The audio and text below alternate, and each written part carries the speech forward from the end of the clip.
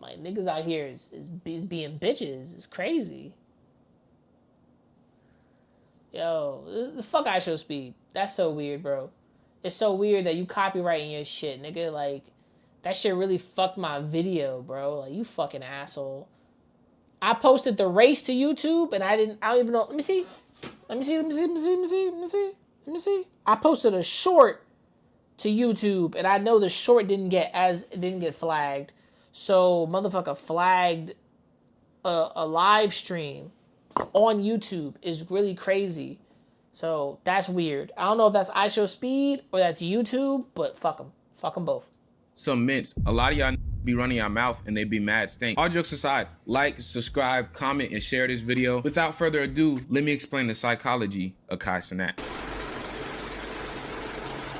One thing Kai Cenat is a master at doing is playing possum with his ego. Your ego is mainly described as your sense of self. A lot of people don't know how to come up out of their egos because all they can worry about is how they feel. But Kai Cenat is so good at putting his own ego and pride aside to allow certain situations to unfold. Kai Cenat can be in a situation where he can literally be getting disrespected, but he can somehow put his ego and pride aside to let the situation unfold for us viewers to watch. Yeah, because this is a little... Whoa, my bad, Chad. Wait, you put a hole in my wall. You rich, you can fix it. Yeah, I remember that, but does this make you a bigger man to put your ego aside? You know, there's like 2 big ass bodyguards in there for these 2 to put you out. Like, personally, no, but at the same time, all right, I guess. God, you just put a hole in my wall. What's that right there? That's a video game? Probably could be his company, yeah. Then she says, you're rich, you can fix it. I don't know if I'm just getting on some mature, but like, it was like, okay, Kai, you gave the green light for people to come. You already know how they are. You already know what the things they've been through. You allow them to come to your house and do this. You feel me? If I didn't double think that night, like, I probably would have been like, nah, all right, y'all gotta go. I just in the third. But it was so much people watching me at that time, and I didn't want to be seen as like a get clipped as like, no, this is ghetto. Oh my God, I can't do this. This is crazy. Yeah. Something that a lot of people of high status and often even everyday people can't do is literally put this ego aside. And this is due to a plethora of reasons, but most people don't even have the validity to have giant senses of egos. Yet Kai, on the other hand, who is a young millionaire who literally has the influence of the youth at his disposal, regardless of this though, on the surface level, he always appears to have very little ego. Would you like to go on a date with me? Are you asking for real? Yeah. Hey. I'm serious. Whenever you get some free time, would you like to go on a date with me?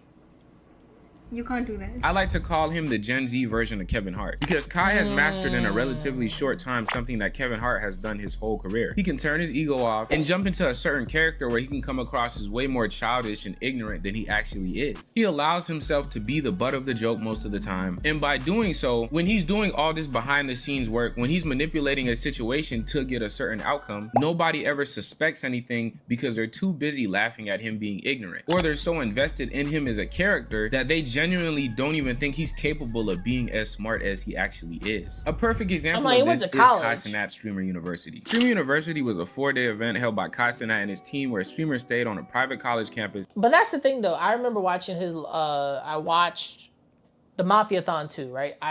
I'ma shit you not. The Mafiathon 2 was big as shit. I got so many clips from that bitch. It was incredible.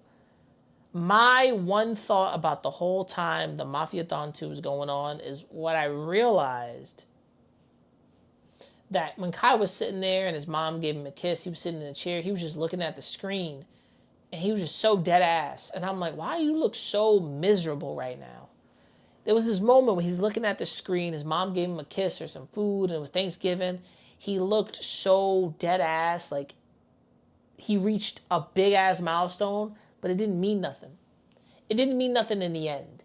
And I'm like, my nigga, why don't you look like happy a little bit? You know, he's happy, but he's sitting there just so dead ass. And I'm like, nah, he could be a dickhead. But at the same time, I think that's too generous to give Kai Cenat to be a dickhead. It's too generous to be like, oh, he's super geniusly smart. It's generous because how you play yourself on this is how people presume you to be, but necessarily that might not be who you are, and that's okay. to say that. That's okay to not be who people genuinely think you are. That's fine. But in reality, there's more of a je ne sais quoi, right? Like, how genuine can a person be per se? And live college life 24/7 on camera. She teaching love. I don't really know too much about that, so I'm like, nobody want to hear that shit. Oh, I know you just. Now you only need So one hear that subscription shit, instead bro. of multiple AI tools. One of my secret weapons is asking grammar. The only way to get in was by filling out a 3-page application and then having a video stating why you deserve to be in Streamer University. One of Kai's main reasons for holding a Streamer University was to give smaller streamers who haven't been given the opportunity to put on yet a chance to showcase their talent. And not to say it wasn't about helping small creators, because the ones that took advantage of the opportunity did benefit from it immensely. But the main reason for Streamer University was not to help small streamers, but rather a worldwide boosting of Kai Cenat's brand. And the reason I say this is due to the initial criteria that Kai Cenat set for Streamer University. All creators, the faster you apply, the better. If you're in goddamn America, South America, Africa, Alaska, goddamn wherever, apply. Literally any person was told to apply to Streamer University as long as you uploaded a video to social media before you counted as a content creator. He even told people out of the country to apply. And since he made it so open-ended, so universal, literally everybody in the world applied. It was so big that within the first 15 minutes of applications opening, the website crashed because it received well over 1 million applicants. His face was everywhere. The news, TikTok, YouTube commentary. Every day up until the announcement of selected creators, there was a huge influx of the face of Kai Cenat and Streamer University all across the world. People rushed to tag and hashtag Kai Cenat to try to get a chance to be seen to get selected for Streamer University. My name is Max Oye, and this is my application to Streamer University. Top 5 reasons I should be accepted into Streamer University. Kai Cenat! Hi, Kai Cenat. So many people applied that statistics showed that you were more likely to get accepted into Harvard before Streamer University. I remember the night of announcements, after seeing them, I initially felt resentment and a little bit of anger because I felt like I genuinely deserved to be. Yeah, bro, I agree with him. I really felt like I deserved to be in Streamer University. I really could have captured more energy than a lot of niggas. But you know what? I also said, hey, it's not my time. It's not my time. It's not the goal.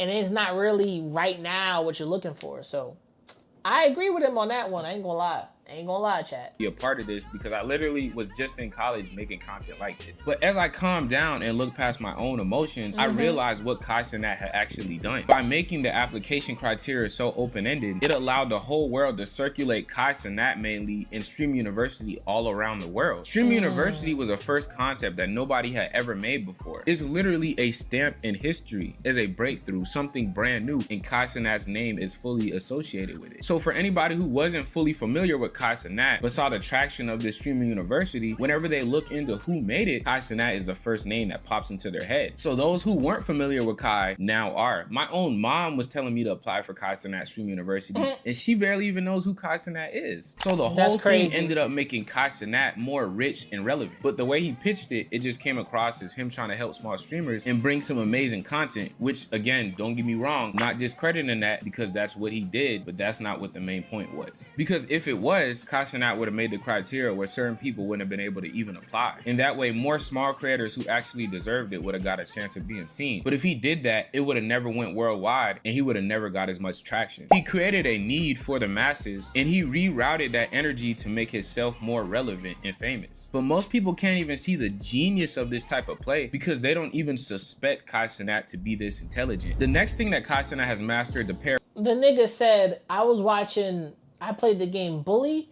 and I watched Harry Potter and said, yo, what if we did this for streamers? That's all he said. And personally, good idea. How the fuck do you execute that? And he said, I have a team of people. We can talk to somebody and execute it. Because why can it not be executed with streamers? Duh. That's it. Is that genius? Yeah. Is there a level of intelligence you have to have there? Yeah. Did he do it alone? No. wonderfully with him being able to shut off his ego is his ability to people please. Most people that come on guest to Kai Cenat stream more than likely paid to be there or their teams asked to be there. Pluto, what up, future? How you on there for sure. You call me? Okay, man. Say what? Okay, I got you. My son, I'm at the game. Yeah, I met your son. Yeah. Nice to meet you, future. Make it happen in the studio. I got you. If Kai Cenat says he likes the new Cardi album, he wears Crocs, and he says he likes Elden Ring, the youth will follow suit and do the same thing. So since he has built such a big platform, Kai has in a way become a gatekeeper for certain degrees of. True. I don't like Crocs, and Playboy Cardi's okay, but his music ain't gonna hit me like if I would listen to The Weeknd, Eminem, other rappers, even Kendrick. Like, you know what I'm saying? Like, it's not gonna hit me the same way. Tyler Creator's album really moved me a lot, and I could listen to that shit again. Niches of businesses. And since we as humans naturally just follow the herd, a lot of people will take those opinions and confuse them as their own, even if they haven't actually listened to the song themselves to form an opinion. Move to the left. Right foot, left stone. Now hop one time. No. Come on, glow. Yeah, it's already. But since Kai Cenat comes across as so down to earth, a humble guy who literally gasses these artists who come on his stream and make it seem as if they are doing him a favor, when in actuality, it's the other way around. It makes it very. Well, it could be in all actuality the other way around, as they're doing him a favor. There it is. Think about it this way. If you come on my stream, nigga, you doing me a favor. Because I'm also tapping into your audience who don't know shit about this streaming, but they're going to clip me up on TikTok everywhere. So you're doing me a favor. I'm doing you a favor? Yeah. But also his relationship with Glorilla, Sexy Red, you know what I'm saying? He had to repair that Glorilla relationship after he dissed her new song, because that shit was trash. Personally, it wasn't her best. You know, she was trying to make a dance trend like Soulja Boy did. You know what I mean? So I think the biggest dance trend was Do the Harlem Shake created by Joji, and Black Beatles in the city. That was like everybody gets frozen. That girl was those two trends were like the biggest, I think, over like Soulja Boy's Crank That, personally. But I hear what he's saying. Very easy to like Kai Cenat. And by making himself appear like this, he has created a never-ending content loop that will continue to generate money, media attraction, and conversations around him even past his own life. So now when bad things arise, Kai Cenat is able to put his ego aside and play to his likableness built around him. When certain allegations come up regarding Kai Cenat, unless there is substantial evidence, they are immediately shut down by his fans. Because we as the audience have been trained to see Kai as a nice, humble guy who just likes to make us laugh. And it's not to say he isn't those things more or less, but my point is the image he has created around himself will almost always outshine any situation that comes up. So once you get a person that shows very little ego and is able to make themselves appealable to multiple races, audiences, and ages, who also has a ton of power, money, and influence, you get a person who is able to put the masses under a spell and pretty much sell them whatever image and narrative that they want. And since you never even expect a person like that in your head to be a mastermind and be able to manipulate energies to get a certain outcome, it comes across as genuine, natural, and effortless. It's why content creation feels so personal on a broad scale worldwide, despite it being a billion-dollar industry. The biggest streamer in the world is able to fit in whatever image that is needed. It's even why when certain artists are starting to fall off or starting to lose their public credibility, they go hang out with Kai Cenat on stream. Because if Kai Cenat, the most down-to-earth, egoless, likable guy, says he likes you regardless of what you have done, then his whole audience will, and eventually the world. Kai Cenat is not rich because he makes the best content possible or because he is even extremely funny. While yes, this plays a part, it all stems from his ability to manually regulate his own emotions, his ego played to his strengths while simultaneously hiding or selectively showing his weaknesses. By understanding and controlling himself so much, he is able to do it to millions on a broader scale. And if you watch him for fun, I bet you never noticed that, but that's the psychology. I would agree to disagree, but his psychology breakdown is that Kai Cenat removes his psychology breakdown is bro removes his personal ego, the things that he can say and can do, pulls into reality the things that he should say and should do, and also steps in front to say, I am 100% human, I'm that nigga, but also I can let I can be the butt of the joke because I was the class clown in high school. I was this, I was that. And I want to make people laugh because why not? The world gets so played out and so trivial over little things. Why can't people just come over here for fun? I like the idea. That sounds like Kai Cenat. Now, personally, that's what I see. Do I think he is all these things like a mental breakdown? Probably. The biggest problem with One Piece, the anime, really? No hate to One Piece. I'm just never watching it. Here's the thing. I get what people say when they don't want to watch it. Because One Piece, first of all, it's really long and we all know that. But it also spans, bro, like 2 decades. Mm-hmm. So like animation has 10 changed. Years. I mean, that's 20 years, man. Conqueror's Haki OG One Piece. Conqueror's Haki remake. Oh shit.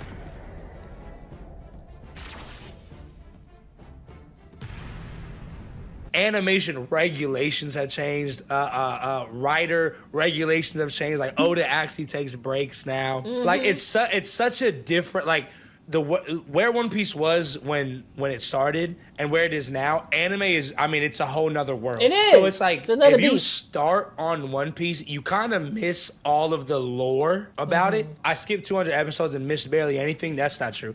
Especially with how the story's going, it's looking like Skypiea is the most important arc that's ever existed ever. Yeah, yo, Skypiea used to be the arc that we all were shitting on, but I sat there and said, Skypiea is the arc. Like, what are y'all talking about? Yeah, I think Oda knew. He was like, Skypiea is going to be something that they miss, which I was like, this seems to be an important arc. Like, why is nobody talking about this? Like, the Joy Boy was referenced in Skypiea. The Poneglyph was in Skypiea. Fuck, I even think our first reference of a god was in Skypiea with Enel when he has that thing around him, and then when Luffy transforms into Gear 5, he has that same thing around him. Like, come on, bro. Especially with Nolan. Oh yeah, Nolan the liar. Those who know what I'm talking about, y'all know what I'm talking about. It's kind of Nolan. Those who know what I'm talking about, y'all know the story's going. It's looking like Skypiea is the most important arc that's ever existed ever. Especially with Nolan. Yeah, Nolan, well, his name was Nolan the liar. Nolan 100% in Skypiea was the man. You know what I'm talking about, y'all know what I'm talking about. It's kind of hard to start on One Piece if you're not really invested in the world of anime and the lore of it. So I get it. But also, when One Piece ends, bro. Y'all know that, like, we got this before GTA 6. You see what I'm saying? Like, how it's like colloquially, like, it's like, oh, bro, this is because this has gone past me, like a meme, and people have, like, say that, and they've never even played GTA. Bro, One Piece ending, those words don't even make sense. They don't. They don't. I am 30, I'll be 33 this year, right? 30, big 3-3, like big doo-doo. I'll be 33 this year. And I'm saying, boop, boop, ball, you know? ball, you know what I'm saying? One Piece ending, I could not fathom that because shit, Dragon Ball Z didn't fucking end. Technically. Bleach didn't fucking end, technically. But One Piece kept going. Hunter x Hunter ended. It ended. Even though the manga stopped, the anime stopped, Hunter x Hunter been ended. What kept going? One Piece. Like, come on, bro. Your favorite anime been ended. What kept going? One Piece. Yet One Piece is as old as us, and I'm born 1992. Shit. I don't know how to explain it. So like when it does, bro, I don't know what the is gonna happen. Like the last One Piece chapter that drops ever, I have to stream it. Like that's a moment in like history. Yes. Genuinely. Yeah. Bro, genuinely a moment in history. I tell people all the time, if you don't want to watch all the episodes, just look up what each arc is and watch like a YouTube video about the lore and for that arc. Or you can watch what is it called? Is it Done Piece? Is that what it's called? Where they've taken out all of the One Piece. That's what it's called. The problem with the One Piece anime is it has so much like fat, for lack of a better words. Like, the episodes are so drawn out. Like, bro, sometimes one episode could be like 2 or 3 pages of the chapter. It's actually terrible. And I didn't know how bad it was until I read the manga. Like, I would read the manga and then go watch the episode, and I was like, yo, there's no way it's been 8 minutes and we're still on this one page. This is crazy. And I get it. Animes have fillers, right? And the reason that they have fillers is so if the anime studio catches up to the manga, they create episodes that don't exist to give the manga space to create more chapters, and then they'll animate those. Makes sense. Trying, G. Don't really like it, but it makes sense. I'm trying. One Piece doesn't do that. One Piece doesn't have filler episodes. It has a couple, but it's not as bad as Naruto. But One Piece has like filler minutes, like in each and every episode. Yeah, One Piece has a filler here, a filler there, a filler everywhere. Here's a filler there. Here's a filler up your ass. One Piece got fillers that I can never imagine, but also One Piece as an anime keeps going to the point where you're like, shit, when do you stop? When do you stop? You know what I'm saying? Like, when does it stop? But it's about how Naruto, how Naruto kept going. Now it still has Boruto, and then but it's how you move upon it as an adult. Like, I grew up with most anime, and I can tell you right now, I took in every filler, every episode, every this, every that, because I knew where they were going and how they were going to be executed. So somebody somewhere created One Pace, which is like they cut out all of the unnecessary fluff in each episode, and you can just watch it. Some like filler, 0.75 a chapter every. Some filler be connected to the story. Some, not all. Some. Episode at one point. Yeah, that shit was crazy. Especially like the G5 episode, bro. I'm not gonna lie, kind of an underwhelming episode. Like, for it to be that transformation, and then we see Luffy he did this jump, bro. It showed that scene like 5 times. I was like, am I going insane right now? 5 times, bro. Yes, bro. It was like 4 or 5 times. It was the same. It wasn't like a different angle of the same scene. It was the same exact jumping scene. So I really saw that transformation. Okay, I knew I'm not the only one. I know. Something that I actually think is not ruining anime, that's always so dramatic to say. But something that I do find a little bit more annoying is like people like One Piece fans and Naruto fans, like they butt heads so much to the point where it's like, bro, y'all are acting like y'all are getting paid for this.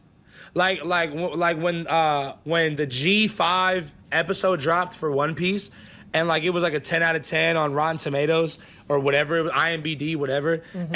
And then like a whole bunch of like Naruto fans were like putting 0 stars. It's like, bro, like what are y'all doing? That's lame. As what are y'all doing?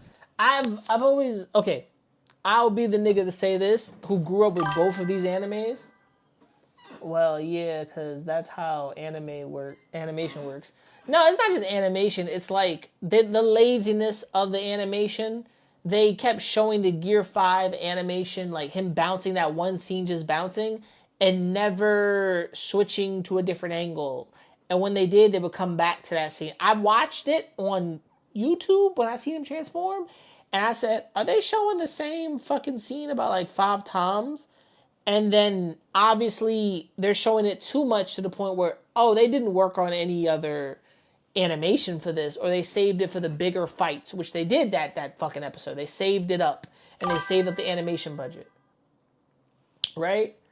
But I'm going to answer his question. When it comes to like people like Naruto and One Piece people beefing, I'm going to be frank with you.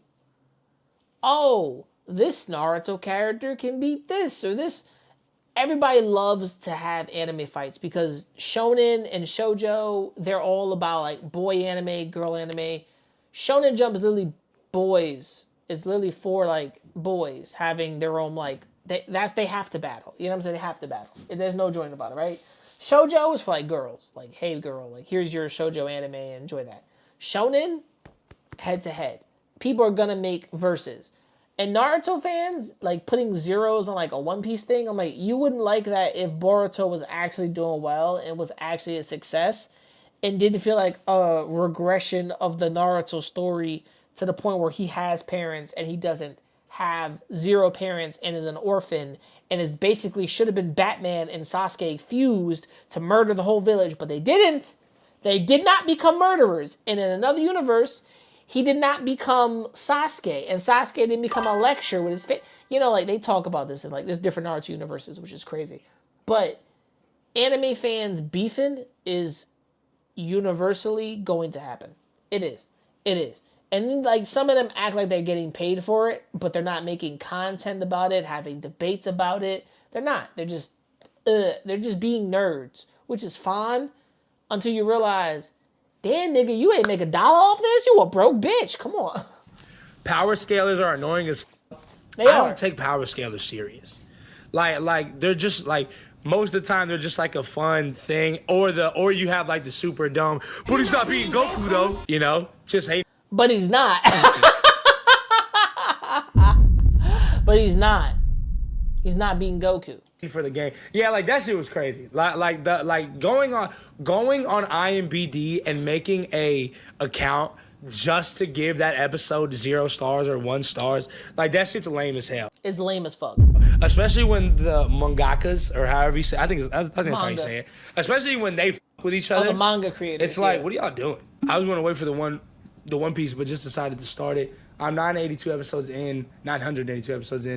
And don't get me wrong, it's a good show. I'm just not emotionally involved like I was with the other big 3. My biggest issue isn't even pacing. It's the lack of seriousness even during serious fights. Okay, I had that same problem. You know what's crazy is I feel that way, but I feel that way about Bleach. Mm-hmm. I just could never. I like Bleach. I really do. I just don't love Bleach. Yeah. Like, I don't really care about Chad. Okay. I don't really care about Orihime. Like, I care about Ichigo. Yeah. But, like, I don't know. That's neither here nor there. What? I know.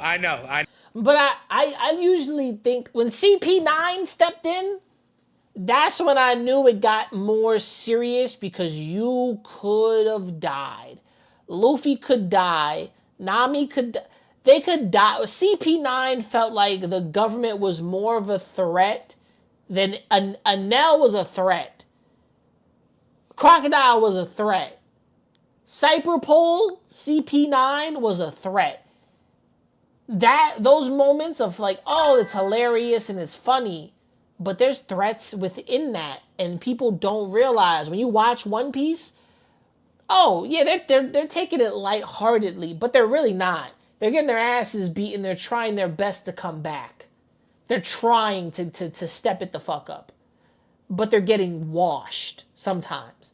The first full-on fight against Koro, remember Django? Cat dance, he was wild, and he was their first big fight before getting Sanji, right? And then Zoro fighting Mihawk, serious as shit. And then Luffy stepping in to save Zoro because that's my man's. What is you doing? It got serious. Zoro crying, Usopp crying. Like, the moment they start crying for their villages and the shit that's happened, it gets serious. You just gotta pay attention and really be invested. There's funny moments. Fights are serious. There's not, the main character's not gonna die. Except when Luffy got dried up by Crocodile and spit that giant water in the air and it landed right back onto him. It gets serious. I know. I like Bleach. I don't love Bleach. With One Piece, that was a big problem I have too. And it's still. And the one part about anime, if anime creators want to be honest, they could just kill the main character right then and there, but they don't. What they do, shit. Luffy could have died so many times because Oda's like, I could kill him right now. Imagine being the writer and just writing your main character. Death is right here. Like death to water, right there. You know what I'm saying? Your main character's half his crew is devil fruit users, and some aren't. And I shit you not when I tell you this, and I tell you not. They all can die like that, and they're all in the water. Oda is like, I'm writing them to die any minute, but you know what? I don't want to do that.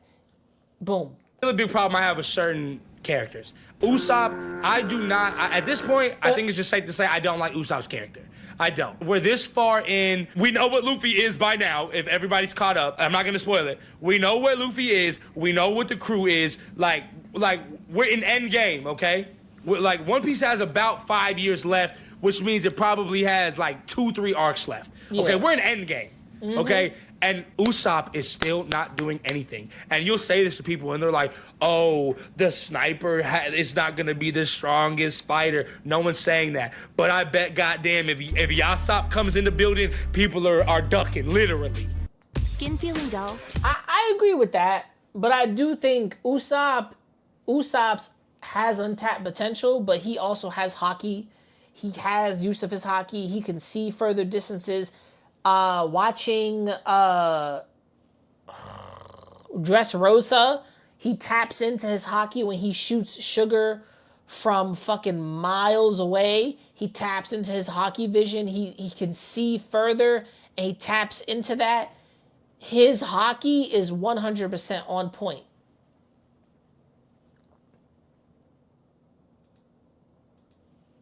Hold on, commercials before I get back into my yap stage. Usopp. He's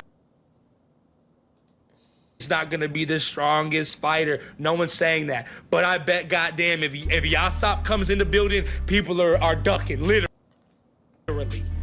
I do believe that, but I do think Usopp's vision and his ability, just like the movies have shown us, him and his dad have a connection.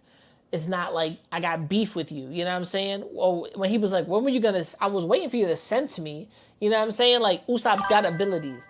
It's just how it's how they tap into his storytelling. We just got to Elbaf, and Usopp this should be his moment at Elbaf. He should be the fucking king at Elbaf. This is where he wanted to be forever.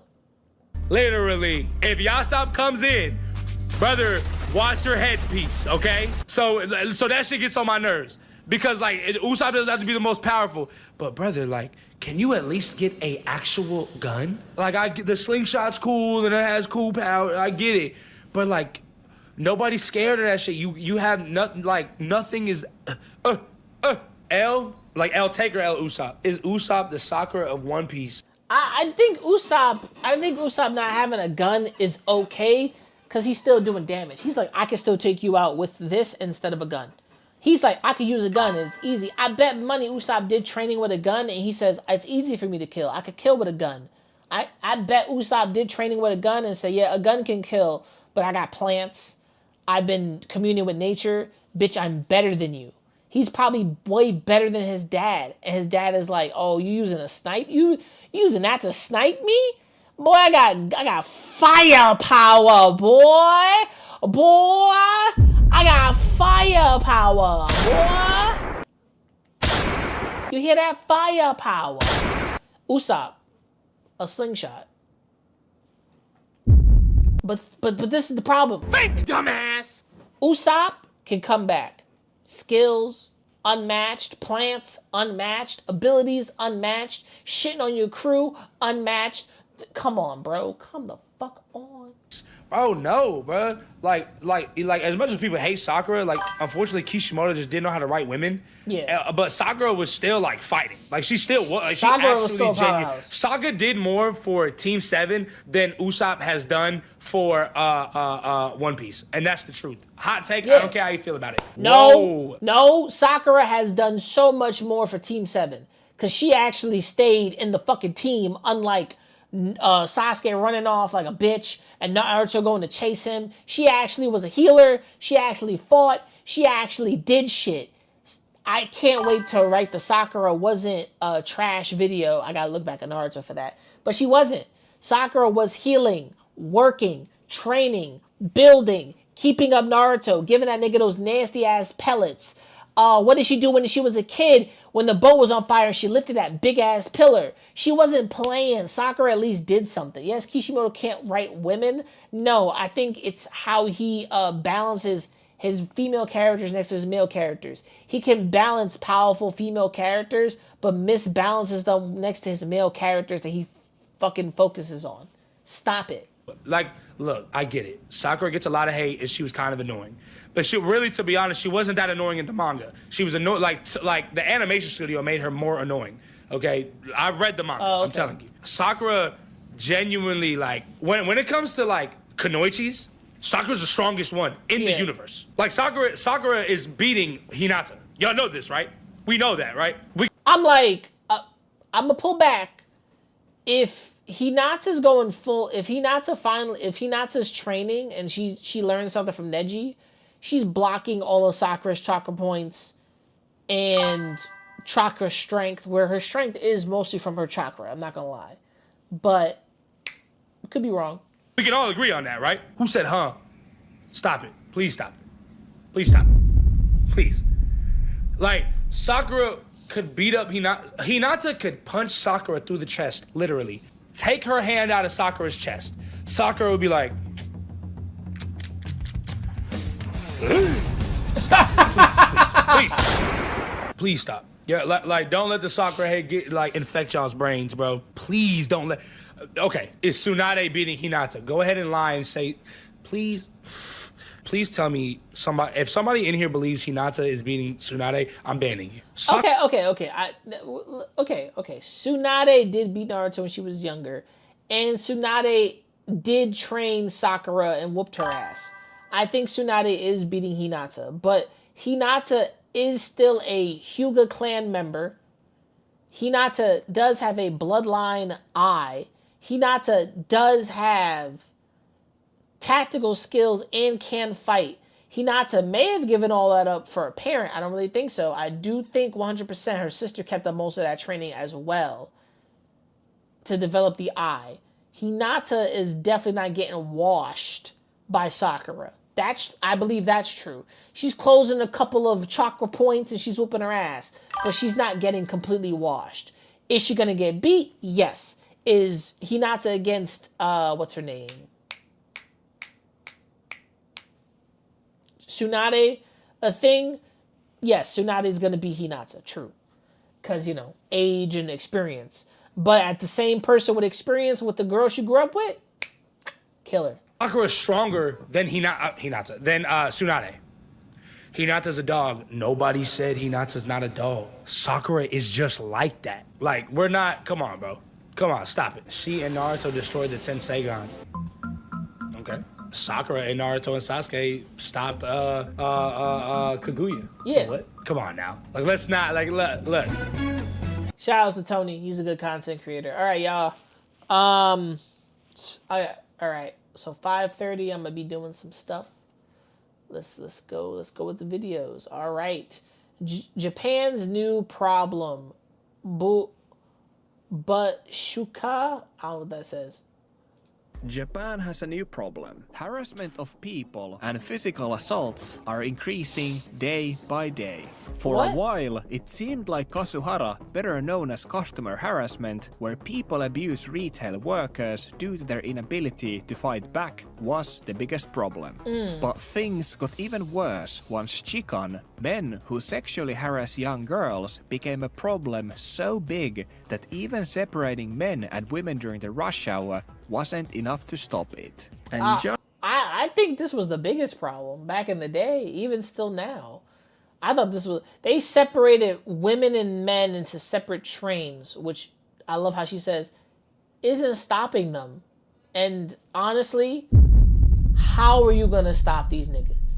A lot of Japanese men who are older are perverts. And a lot of y'all hentai motherfuckers, hentai means pervert, are wild. Like, not even... Okay. From the land that's given us so much anime and so much everything, its perversion is high as fuck. Don't get me wrong. But also disrespecting people.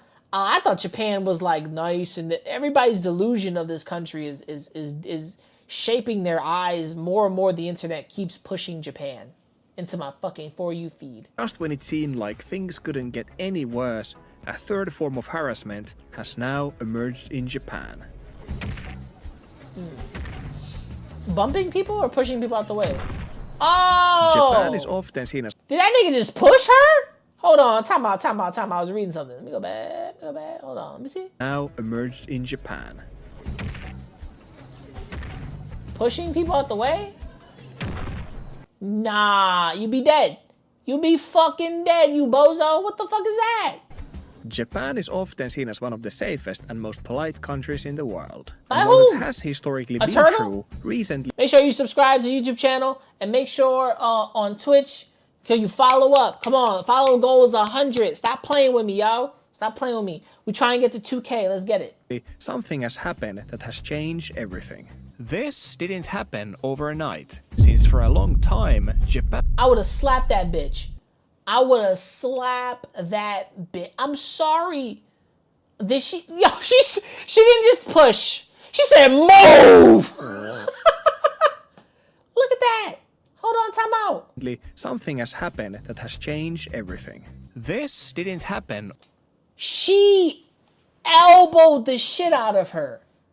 And then what happened? Overnight. She dropped her own shit. I would have beat this woman's ass. I don't know what happened to Japan. Maybe I grew a little pussy, right? Maybe Japanese people, you a little pussy, right? You know, you're not like that. You're not like that, and that's okay, right? After what America did, I'm sorry. It's fucked up. But maybe, hear me out. Think, dumbass! We fucked some people up. I'm just saying, to start the timer. An ass beating across Japan through the disrespectful. You can pay someone, just like you can cuddle and rent a girlfriend, you can pay for someone to beat somebody's ass. I would watch it. I would create that job. Pay me to beat up somebody in Japan. Make mad money. Let's get it. For a long time, Japan has been boiling underneath. Decades of social pressure, overwork, and emotional repression have created a large group of people who feel invisible in Japanese society and powerless to control their lives. Always, yeah. That's the shit that keeps happening with the Japanese people.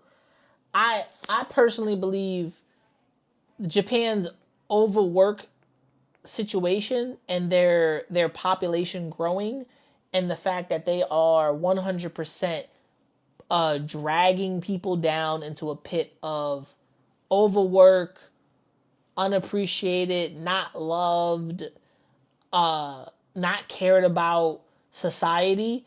This society does not have growth. Their industries don't have growth. Their technology is really not growing like that. Their population is decreasing when the people are overworking themselves. The 5-day work week in America is going to change to 4 days, I heard, depending on state to state and depending on the jobs, if they need 5 days or 4 days, right? And there seems to be pressure in Japan not to socialize. Like in America, you go in New York, California, that you go with people to places to interact, to socialize. Nowadays, people are like, oh, but with your phone, it makes it really harder for you to socialize because you're always... Yeah, because people don't want to socialize. That's a completely different thing. When you get a phone, you don't have to immediately use your phone. You can keep it on the back burner until you can buy a fucking phone number. And work abuse. Yeah, I talk about work abuse. And work abuse. Overwork and work situations happen a lot.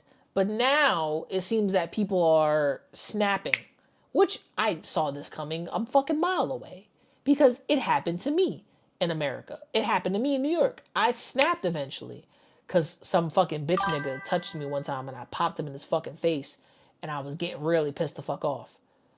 I'm not gonna lie when I say to you that people snapping and shit just getting like crazy happens so fucking much in America and in Japan. And I'm glad they're snapping because of Logan Paul. Nah, not because of Logan Paul. There's some Japanese people are snapping in general just because I think they've kept up a facade of being fake. The only place you can be, somebody said this, the only place you can be real is in your house. And you can't be real on the streets of Japan. You can't, the Japanese people don't walk up to you and talk to you. They don't have socialization skills. Like, you know how you see a girl in the bar and you walk up to her? They don't do that in Japan. They don't. You know how you do this? They don't do it.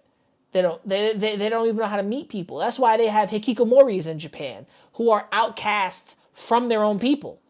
Those people in Japanese society are outcasted for reading, maybe being a nerd or being not connecting. But then there's a couple hikikomori who met each other. It's a long story. But it's time for the Japanese to start snapping at other people? No. But they're taking their anger out on strangers that they won't ever see again.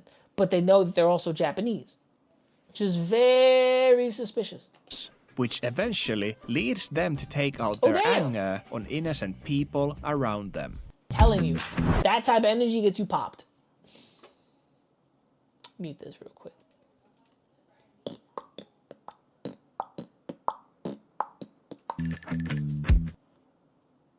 These are called butskari, to take out their anger on innocent people around them. This energy right here will get you popped. As an American, I've learned. In America, if you are walking straight and other people see you walking straight, you're supposed to have if you have confidence enough, energy enough to walk a straight path to your destination without anyone bumping into you, people have already seen you walking and they have decided to get the fuck out the way. Right? When you're walking, you jump out, you're moving out the way of other people. But if you choose a straight path, and nobody fucks with you, and they all move out your way, it's not ore farming. Technically it would be, I guess, a bad ore farm. But people move out the way. I tried it in high school, it kind of worked. I would walk down the fucking shit in a straight line and see if people would move out my way. They did. Now, in the streets of New York, no. You end up bumping into people and getting into some problems. It's crazy. These are called butskari. Butskari are people who physically assault random bypassers during rush hour when there are many people around and they can quickly vanish into the crowd.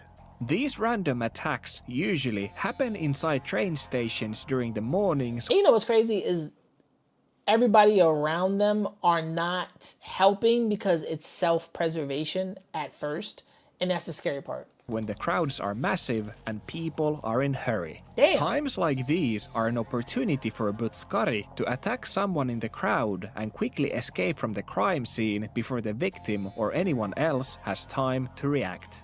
The most common way for butskari to assault people is to slam onto them with their shoulder as hard as they can in the crowd. This is even... Yeah, that happens in New York. People do that. But some people do it on purpose, or some people be assholes and be like, boop, boop, boop, bumping into you because it's super crowded. But that is on purpose when they just go, when they shoulder bump you, it's like, damn, nigga. That's when you want to slap the shit out of somebody. Even where their name comes from, since butskari in English basically means a slammer. However, the term butskari is essentially an umbrella term for all the people who physically assault random bypassers in the crowd. These can include kicking someone or something, pushing people around, and any other form of physical contact. Some butskari even go as far as causing permanent damage to their victims, like in the case that happened in Tamachi Station recently. A man who was on his way to work was approached by a stranger walking on the wrong side of the road. This stranger then forcefully slammed onto the man and continued walking. But then, after the victim had turned his back to the situation, he could hear the man running towards him from behind, and as he turned his head to look, he was sucker punched to the head by the stranger who slammed onto him. The stranger then grabbed the man by the collar and started kicking him to the head with his knee while shouting, "Don't underestimate us local people." After the altercation, the victim was then rushed to the hospital where he had to spend 2 weeks due to his injuries. These kind of incidents... he said, don't underestimate us local people. I think he means locals to the area, because that just means there's people that are local to like the Japanese neighborhoods, and there's other Japanese that aren't local, and they're taking advantage and they're hurting them. And don't underestimate us local people, which is a very weird thing to say. Because aren't you all local to the same native country? Like island? Like Japan's a small island, but it's got multiple different prefectures on that island in that one country. So it's very weird to say that to somebody. Japanese news is kind of funny. Yeah, definitely. In New York, it's a fight on site. Definitely a fight on site in New York. But Japan is different. It's like, oh, whatever. Fuck him. He's an asshole. Keep it moving. But I've always learned the moment somebody bump into me, I'm grabbing you, nigga.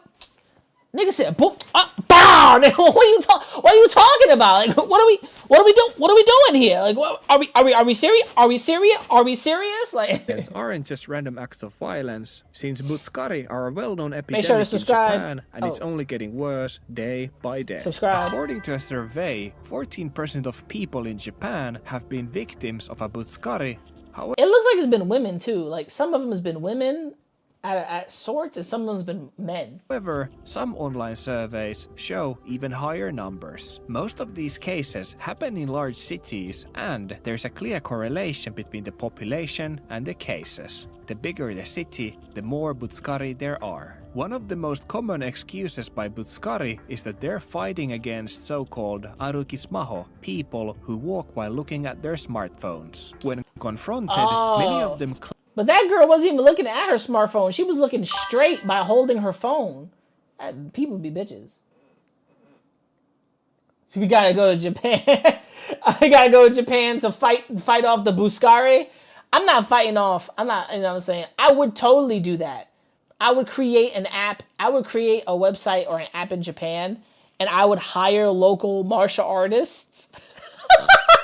Listen, there's somebody in Japan, right? I'm going to give you this tip. This is the best tip. If you're in Japan, this is the best thing for you. Fight local. If you want to beat up or get a Buskari ass beat, capture them, clip my app, which is you will hire a Japanese martial artist in your area. They will come to you and they will whoop that nigga's ass. In the best fucking form ever. I love it. I love it. I love it. Claim they're just teaching a lesson to the people glued to their phones, but in reality, it's just an excuse to justify random aggression. Hands the ready to eat interesting for everyone. and unsurprising thing in all of this is that there seems to be a higher chance of getting assaulted the smaller in stature you are, which is why most of the victims are young women. According to most of the surveys, women are the main victims of butskari, as can even be seen in all of these videos that I found online. There also seems to be a higher chance of getting assaulted the younger you are. Because I've heard the women population in Japan the women are a little more, there's more women to men than there is in Japan. But that's why the population is still decreasing, because most of these men can't most of these men in Japan, I'm gonna be real, I don't think these motherfuckers know how to control their tempers. You sound like a Pokemon. I make it sound like a Pokemon, but I do think there's martial artists in Japan, or street fighters. I would hire the local street fighter gang, but y'all hate bullies? They'd be like, yeah. I'd be like, all right, copy. I'm making this app. Sign up for it, and then just tell the local neighborhood about it. And if somebody gets bullied or picked on by a Buskari, all that person gotta do is tackle them, hit the app, it sends to somebody's location, they go there, they see the person, it's like, yo, this guy he started punching me in the face, I'm 10 Hakashika Bagabara, and he's like, I copy, boom, boom. But then a Buskari could have the app, or a Buskari could be a fighter and take it out on the actual trained fighter, but then get their asses beat. Or both people might have the app called Protect in Japan. I'm naming the app Protect in Japan, right? Or Protect the Locals in Japan, right? And then they both click the app. It's like, this guy's picking on me, and now two trained people are fighting each other. But who's the best? I basically created Street Fighter. Let's get it. And many times the attacks can be just as vicious even if you're young. As for example, in another recent case, a young woman was stopped at the station by a man telling her she was getting in his way. When the man got the woman's attention, Oh! he then punched her in the chest, which caused her to break her rib cage. That must have been a hard fucking punch. This nigga punched her that hard to break her rib cage? Listen, I don't think women aren't dainty at all, right? I think women are pretty like tough. And so are men. There's some dainty niggas and there's some dainty women. But a punch like that and it breaks a rib cage, he must have been out to hurt her.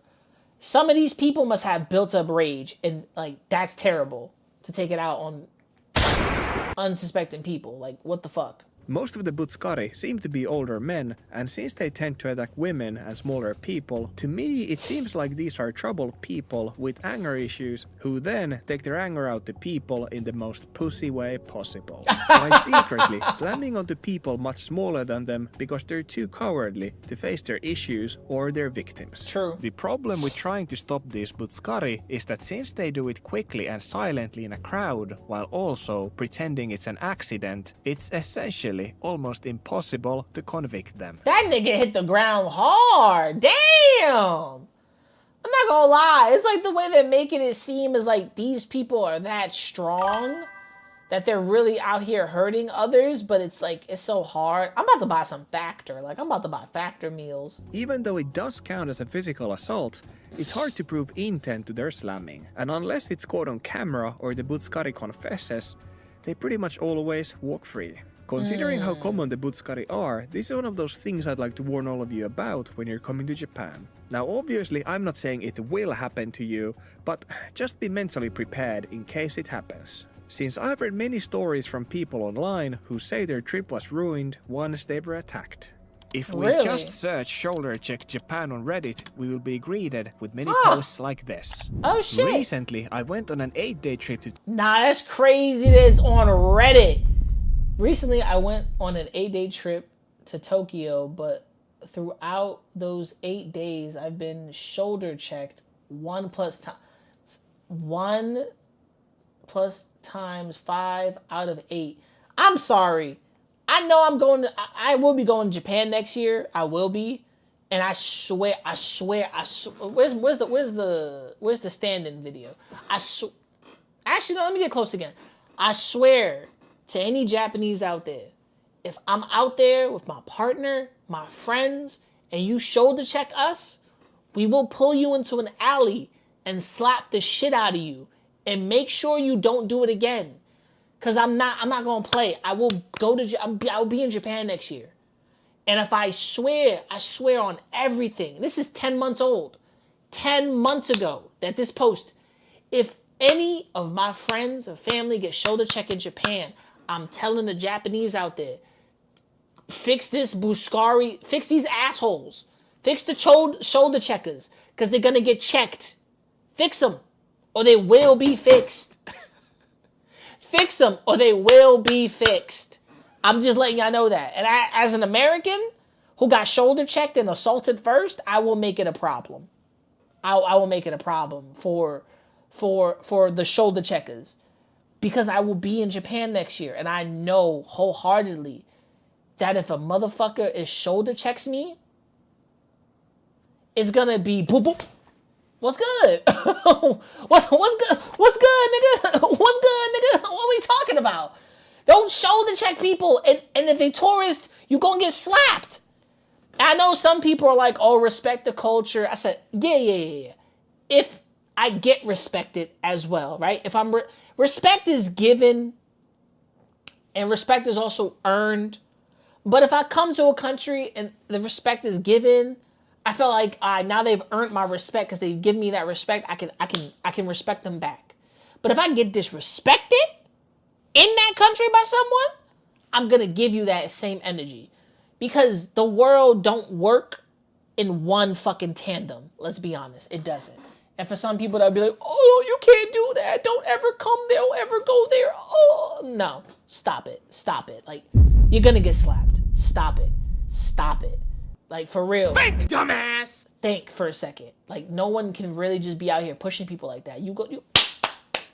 Little bitch, like, come on. Tokyo, but throughout those 8 days, I've been shoulder checked 1+ times 5 out of 8 of those days. I'm not gonna say it's gonna... 5 out of 8 of those days is crazy. Because 5 times out of 8, I'm slapping the shit out of you, bro. Keep shoulder checking me. Like, yo, take your anger issues out to the bar, pussy. Like, what are we talking about right now? happen to you this much, since this seems a bit excessive, but the point is, it happens. It became so frequent that my family began to also retaliate by shoulder checking back the individuals. Now, I understand the feeling, and to be honest, I would probably start doing the same myself, but at the same time, I can't really say that starting to shoulder check people back is the most noble course of action. Listen. I'm gonna be frank. Yes and no. Yeah, okay. 1, yes. No, you shouldn't shoulder check people. Even though I just came out here to be like, I will fuck a nigga up if they shoulder check me next year in Japan. I must be in the wrong, right? Or you do what any capable person does and you grab them, you have a translator with you, and you tell them in their native language, if you know Japanese, to chill the fuck out. Because they're going to meet the wrong one that will not respect your country's culture, that will not respect you, that won't respect anything. That's a fact. That's a fact. There is a nigga out there right now who will go to another country and they will not respect you. They will disrespect you. And they will put you probably where you belong on the ground, lay you the fuck out. Sometimes it's not about being shoulder checked, because if I got shoulder checked, I'm like, I'm just gonna grab you and I'm gonna slap the shit out of you. Because at that point, you deserve that slap. And then I'm gonna look at you and I'm gonna tell you to go and yell at you like I'm your fucking father. Because no, 100% you shouldn't be touching nobody on the streets, period. Your parents told you to keep your arms and your legs and your feet to your fucking self. Keep your hands and feet to yourself. Your parents taught you that. And if they didn't teach you that, the wrong person is gonna teach you that. Here. However, I can't help but blame myself for it, as if I deserved this for being a tourist in Japan. How can I at least mitigate getting shoulder checked next time I come back? For reference, I am a Chinese woman and didn't speak much Japanese, so I did communicate in Mandarin to my family. Okay, so this is even different. She was Chinese, but she's from another country.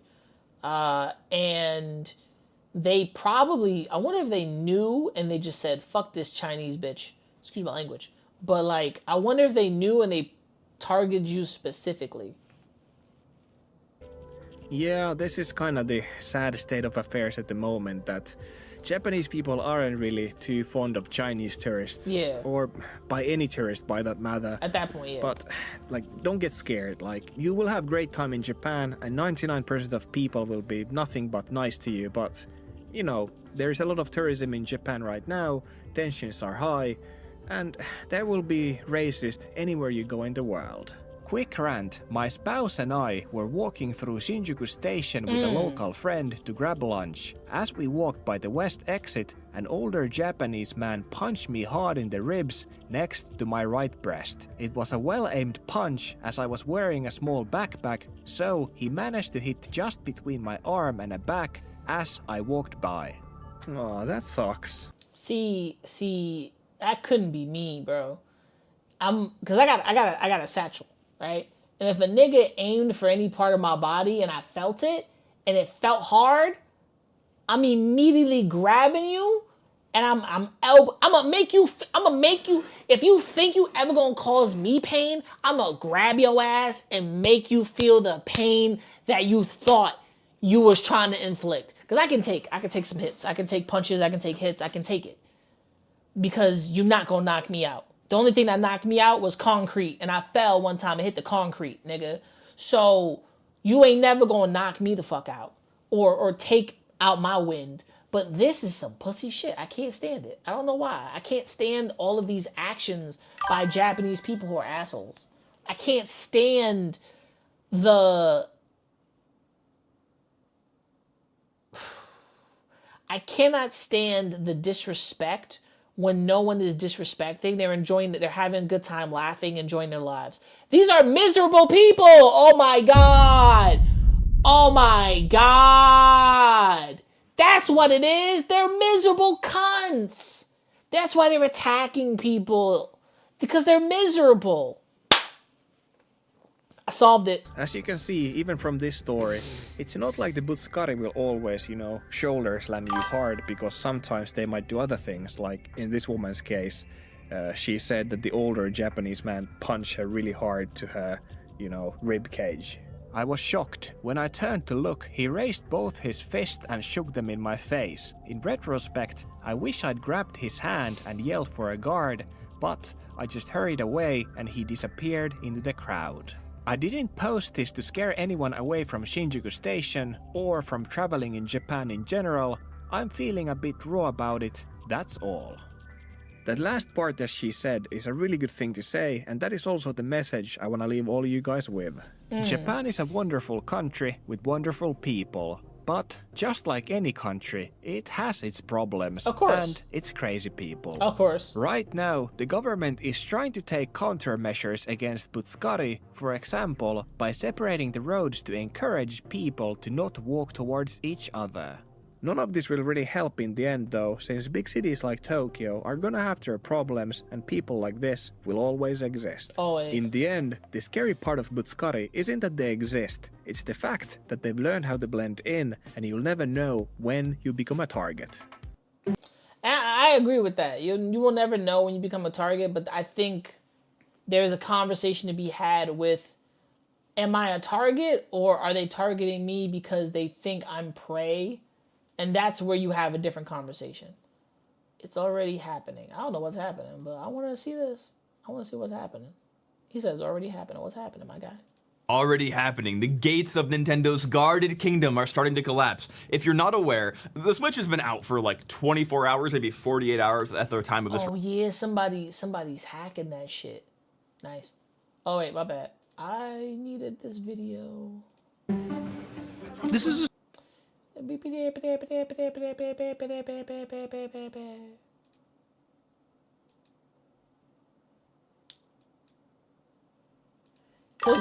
these Butskari guys, I'm gonna leave it here.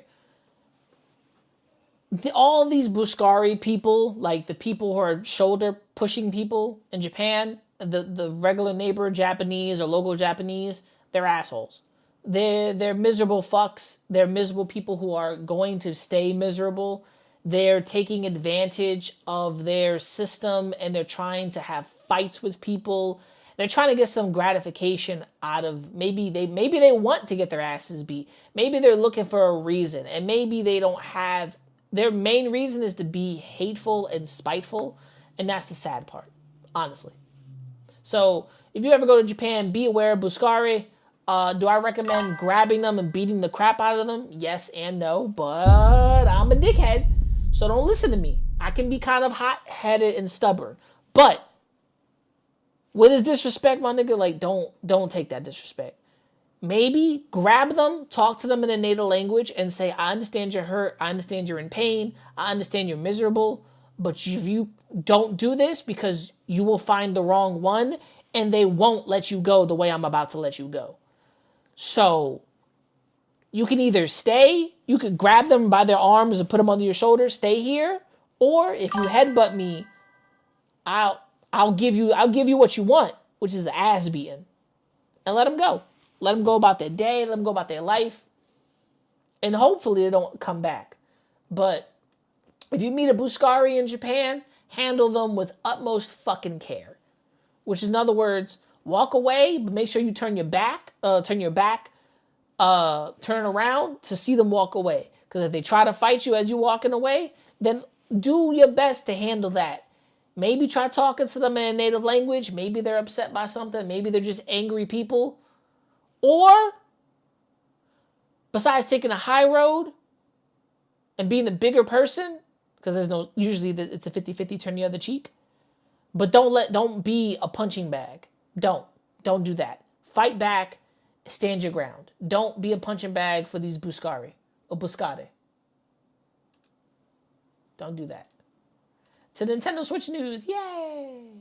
recording, and a gentleman named David Buchanan over on Blue Sky has landed a userland ROP chain on the first day of its existence, and through this ROP chain, he's able to arbitrarily write to the frame buffer of the Switch 2, allowing him to render this little graphic here on the Switch 2. Ooh. I want to talk about what this means, how this affects kind of the security of the Switch 2, and what additionally is required to get to a full jailbreak, because unfortunately, this ain't it. Now, if you're new here, hi, my name is Low Level. This is a channel where I talk about cybersecurity, software security, a bunch of other cool stuff. So if you like that or just want to hang out, hit that sub button. Okay, this all starts about a couple weeks ago where reports are coming out that... Right. So how do I say this? Nintendo said the Nintendo Switch can't be hacked. The Nintendo Switch cannot be hacked under any circumstances. And basically, if you do hack the Nintendo Switch, they're going to brick your console. So Nintendo Switch basically opened the Apple effect, which some of you don't know. Apple... Like how the LA riots are, they stole a bunch of Apple phones, and next thing you know, those phones were bricked. Yeah, because Apple has a fucking button that they can press to brick all the phones that are sold. Basically, if you stole a phone from the Apple store and you think you're getting away with that, it's bricked. The moment you leave the store, it's bricked. The moment you leave the store, it is bricked. Bricked. It don't work. It's done. It's not working at all. And a lot of those LA riots, there was protests in LA recently against Trump, and some people went to the Apple store and stole a whole bunch of Apple products, and Apple just said, "Are you dumb? Because we got the big red button." Think, dumbass! They couldn't really realize that because Apple pressed it and they all said, "Fuck." I love it because Nintendo is saying we also have that big button that we can just press to brick your console. And now the mod community is like, "Aight, bitch, try me. Aight, bitch, come find me. Aight, bitch, suck my dick." The mod community literally took that as a challenge. Hackers had gotten access to early releases of the Switch 2, and it supposedly was Not with that unhackable. The reason for it being unhackable was that the MIG switch, basically a mod chip from the previous Switch, was put into the Switch 2, causing it to boot loop. That's not super suspicious because it's an old hack for a new device. They probably have signatures written for it. The second one being, if you touch the flash storage of the ROM chip, which is required to extract firmware from a device you want to hack, if you did this, the Switch could detect it and turn it into a brick. Now, unless an exploit is found, it doesn't result into a brick, we're going to have it's going to be very hard to exploit the Switch, right?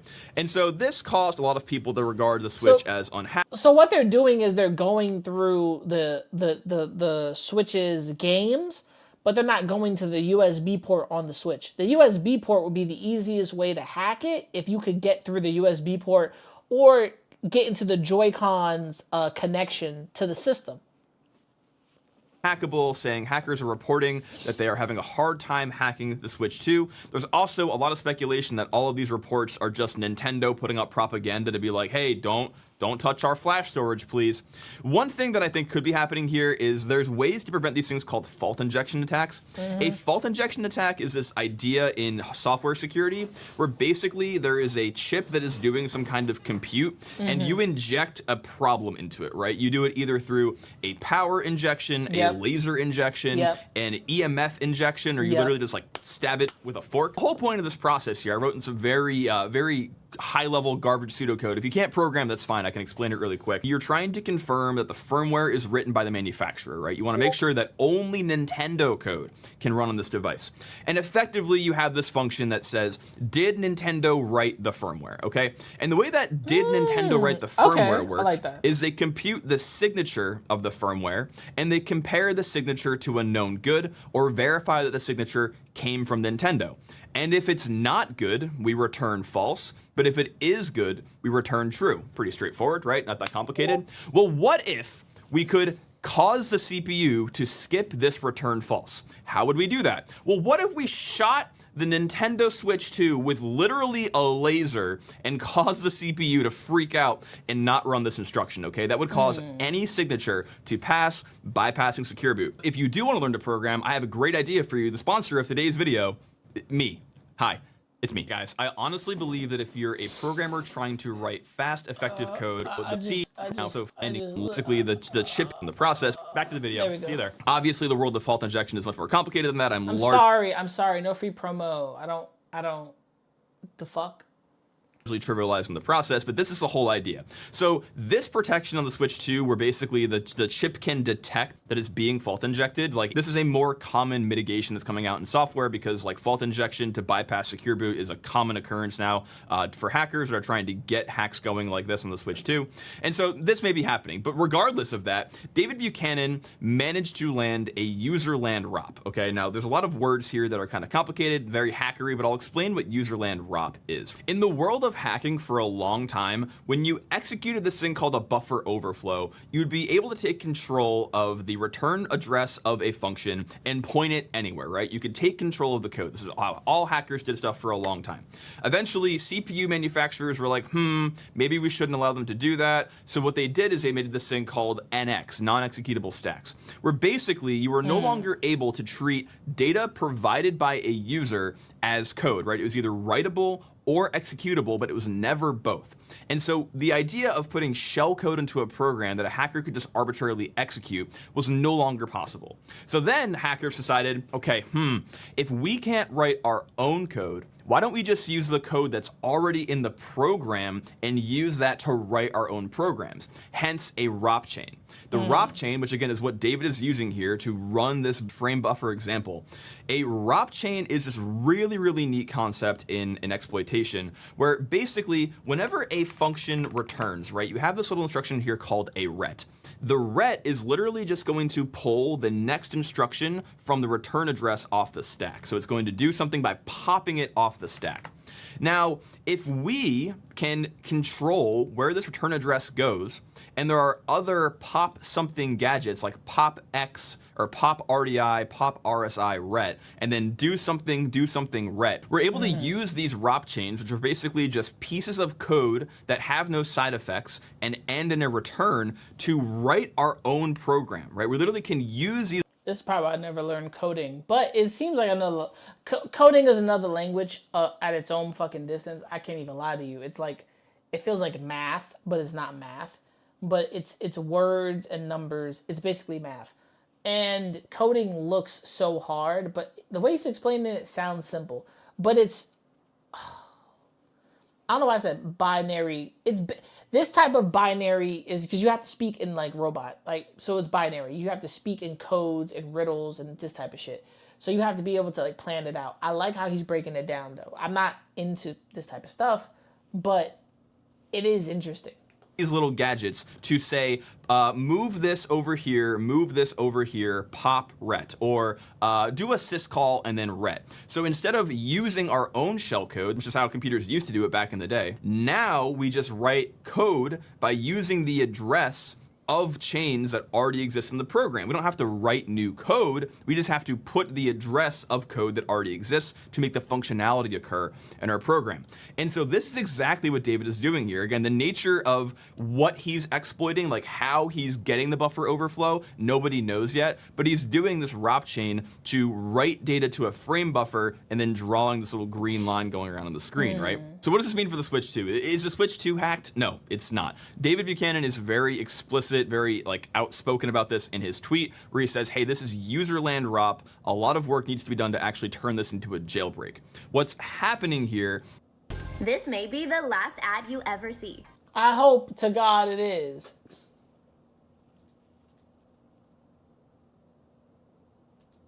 I hate this pie bullshit, but okay. Is a hack in the jailbreak. What's happening here is a hack in the user space of a process. So if you're not familiar with how computers work, generally the segmentation of computing is broken into two main domains. You have the user land and the kernel. So this means right now that he has code execution in this spot, right? Okay. But you can't do anything that violates the integrity of the operating system in a user land process. Typically when there are jailbreaks for OSs or jailbreaks for systems, there is a vulnerability in the kernel of the system. Hold on. Which completely breaks the integrity of it, allowing you to replace components and effectively write your own OS for that platform, right? Yeah. But which makes this even more complicated, for a long time, devices did not use this thing called trust zone architecture, right? This is a new thing, new-ish, that ARM has come out with, where we now not only have the segmentation of the user and the kernels. Think of the user being like the browser that you're watching this video on, like Chrome, Brave, Firefox, etc., and then the kernel being Windows, for example, right? Okay, but now in the ARM context, we have this whole other thing called the trust zone, right? The secure world. So ARM, the CPU architecture, has a lot of really interesting technology as it applies to confidential computing, basically making it so that multiple instances of different code, and the code has varying sensitivities, can coexist without interacting or without compromising each other, right? So right now, he has likely an exploit in this is called the normal world. So literally they are called worlds, right? This is the normal world, and this is the secure world. Again, this is like pretty crazy stuff. Okay. He has a exploit that gives him control of code control via ROP in the normal user world. So basically, he's saying the switch to, hey, welcome to the channel. So dude is basically breaking down the switch to being hacked and how the switch to might have a hack, but it's not really ready yet. So he's saying that there's code on one end and not normal code. So user, and then kernel, and then user, kernel, and all that stuff, right? So the control and basically, in like layman's terms, it's like I'm trying to have the system recognize my hack as like legit shit. It's kind of like if you got fake sneakers or a fake watch or something and you're trying to pass it through a system and it gets through knowing that, oh, it's got every little detail right, but it's still a fake. So he's basically breaking down like how the switch to is not yet hackable, and how he's going through all the process of code. I don't speak code. I don't speak binary. All right. Binary on that level is robots, and robot binary and code is just that. It's another language. I don't speak it. That's basically what's going on. I know you said, huh? I'm so sorry, bro. Yeah. It's a lot. It's a lot. I know. Shout out to YouTube. It's a lot. It's a lot. Also, if I change windows, make sure you click that subscribe. I'm on the road to 2K. I appreciate it. I don't want to block the guy's face, but I'm trying to react to this, and I'm just like, he's breaking it down as like the Switch 2 is not ready to be hacked, and there's a lot of work to go into creating ROMs. But I was waiting for him to shut the fuck up. But my thought was just get a Switch. Usually, if you can do it by like video games, like get a cartridge and hack the cartridge, my thought would be if you got a Switch game, a Switch 2 game, and it's just a key. Talking in Transformer is definitely, yes, talking in Transformer is definitely what's happening. But it's if you got a Switch 2 key, and a Switch 2 isn't necessarily a game, but a key, once you download that game, maybe it activates the key and it downloads it to the shit. You can use the Switch 2, the key, so the game itself, to hack into the console. So to break the console and get into it and to have source code. Because this is my thing. If you're trying to connect a console or you're trying to hack a console to read code that's not kernel or source code, why don't you have the games be that code? Because that's what they do. They usually just get the games, and the games are the code or the source. But if the game isn't working, that means the console isn't really hackable. And if it's not hackable, it's like whatever. But the mod community, I do think the mod community is going to like find a way to hack it. I don't hack shit, so to complete, I'm a dummy. But what I do think is, if the Switch 2 is if you got the console already, look at the console. It's not, the game is a key basically. But if people can if there's some way to get into like if you can open that thing up and read the code on the key, besides it being a key, there's got to be a digital trail from that key code that can lead somebody into accessing the source code for the kernel, for the switch 2, to allow you to create code that the kernel allows for the user, which is you hacking it, to be read. What I just said probably didn't make any sense. And that's okay. It sounded nerdy at first, but I'm like, I don't think that's possible for a fucking Switch 2 game key to have code or source or material for it to be an item that can be used to hack into the console. So it can be modified. Personally, I don't see it. Completely violate this system. He will not only need also, an make sure exploit to that go allows him to traverse subscribe into the on YouTube. kernel. He will likely also need to find a bug either from the kernel or from like a user space process into a secure user space process that has some kind of gateway built and find a Okay, basically, I need to find an opening that allows me to access the other one, that's safe for me to access this one, that's safe for me to go right over here and access another port so they can all be interconnected. So basically, I need to find a way to interconnect all of these together. What I just said in layman's terms. a similar overflow vulnerability in the secure world that will allow him to compromise not only the normal stack, but the secure world, and then eventually compromise the secure kernel to have complete control over the entire thing. So he needs to go from secure, find something secure to the normal world, and what's in the secure world that matches with the normal world, that information can land them into the kernel normal, and then that allows source kernel to allow for secure source to normal user to kernel. Basically, they have to interconnect for the codes to all match up correctly for the system to say, hey, this is legal and you didn't hack me. Basic layman's terms, I'm gonna be honest. I'm not smart on that one, so that's me. And even if this happens, it is entirely possible that there is a thing on the device called an HSM, a hardware security module, that is doing the cryptographic verification of the firmware. Obviously, a lot of work is left to be done, but I do want to just say, I find it very funny that the Switch was reported as being like unhackable like a week or two ago, and then the Switch has been out for literally like 24, 48 hours since the release of this video, and somebody already has code execution in one of these domains, right? Obviously, a ton of work left to do to get a full usable jailbreak where you can run your own code on the device, but it just goes to show that if a device exists, there are exploits for it, and dude, hackers are gonna find it, man. It's just crazy. Anyway, if you like this video, do me a favor, hit like, hit subscribe, and then go check out this. This dude's channel is pretty good. Shout out to yo, H&H, your channel looks very interesting.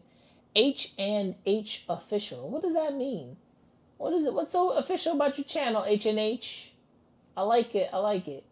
It's a lot of cultural. There's a lot of cultural stuff over here. Shout out to H&H. Thanks for coming to the channel. If you've left, appreciate it. Thanks for being in chat. All right, next video. Protests have been happening. Protesters demand ICE leave New Jersey. Hell yeah, bitch, get out of New Jersey. Let's see what's up. Administration's ICE raids and use of the military in Los Angeles have become a flashpoint for immigration unrest, not just on the West Coast, but across the country and here in New Jersey, too. On Wednesday, immigrant rights groups rallied in Princeton to protest ramped up ICE activity and show support for everyone who's taken to the streets in L.A. It comes as tensions continue to flare up in L.A. California Democratic Senator Alex Padilla today was... Listen, I think people don't want to say this out loud, but I'll say this. I'll be the one person to say this on Twitch and then YouTube. Elon Musk and Donald Trump started butting heads, and then Donald Trump just said, press the big red button to get me the fuck out of this situation, because I don't want to go head to head with the man that also just kicked him off of Twitter, which he did that swiftly, kicked him off of Twitter. And I think Elon Musk at this point is probably realizing where his allegiance lies, right? Donald Trump is also looking at it like, I just don't give a fuck. I said what I was going to do. And I'm like, there's so much back and forth and like headbutting that it's kind of annoying. But I also said like what's happening in LA was going to come to New York and New Jersey just because they think they got the same power where New Yorkers don't play. Look, I don't go to New Jersey for shit, but New Jersey don't play either, and New Yorkers don't play either. So I don't know why you trying to bring the ruckus to us when you know we bring the ruckus. It's like, stop it. Stop it. forcibly removed from a Homeland Security press conference after he interrupted and shouted questions to Secretary Noem. And as the Justice Department issued a memo to prosecutors across the country, providing them with a list of federal charges they can bring against protesters they determined to be rioting. Raven Santana reports. What?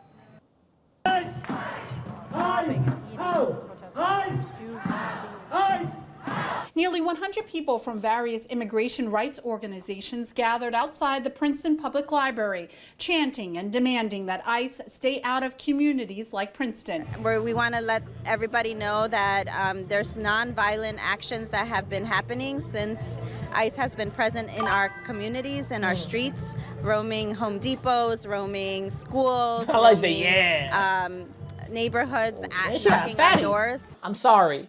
Listen, I hope ICE understands there are a lot of thick, beautiful Latina women, and if you arrest them around like a thirsty nigga, you will probably have the ghostwriter on your ass. I heard someone say they will fight ICE for the thick goth Latina mommies.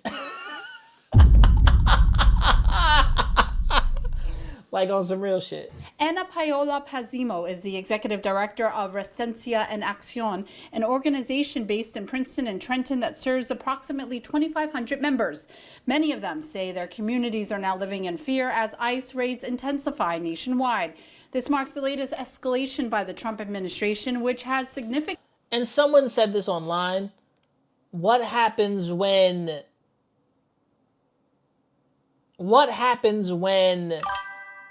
there's people dressed up as ICE? What happens when there's people dressed up as ICE and there's kidnappings across the country?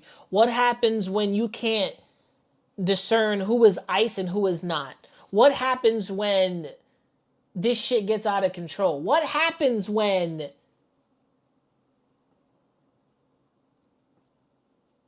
there's confusion within what's happening? What happens when this blows up in your face and now you're being blamed for someone being kidnapped by ICE who was not an illegal immigrant at all? What happens when little boys and girls start going missing across the country? What happens with older people who aren't immigrants and actually born in this country start going missing?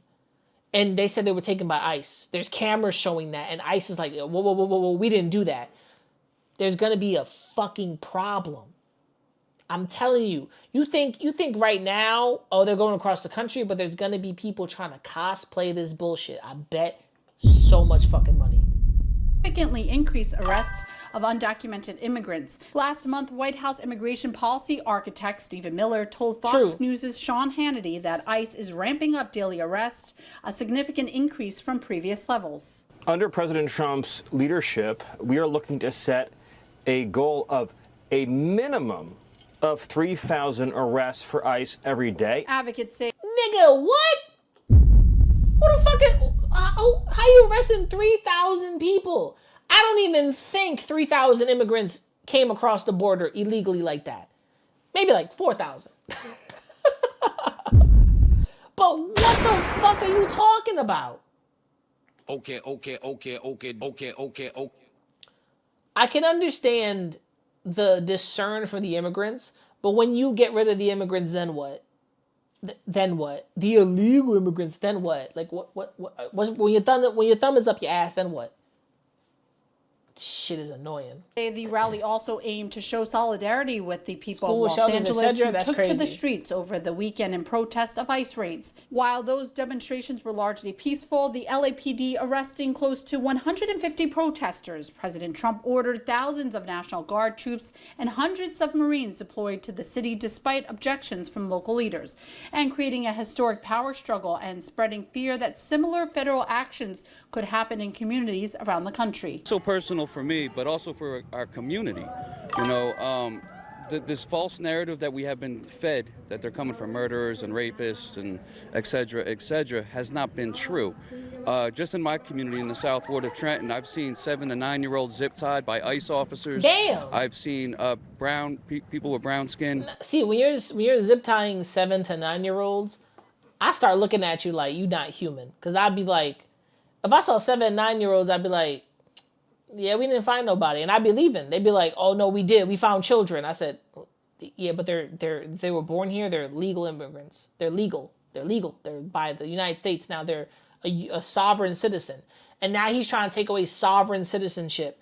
Nigga, that's everybody who was born in this country. The fuck are you talking about? If my dad's grandma came from another country and had kids in this country, they're legal. They're legal. They're legal. She was illegal, but they're legal. That's what the fuck it means. That they have social security cards and foots on the paper from the hospital and the whole fucking hospital bill. They're legal.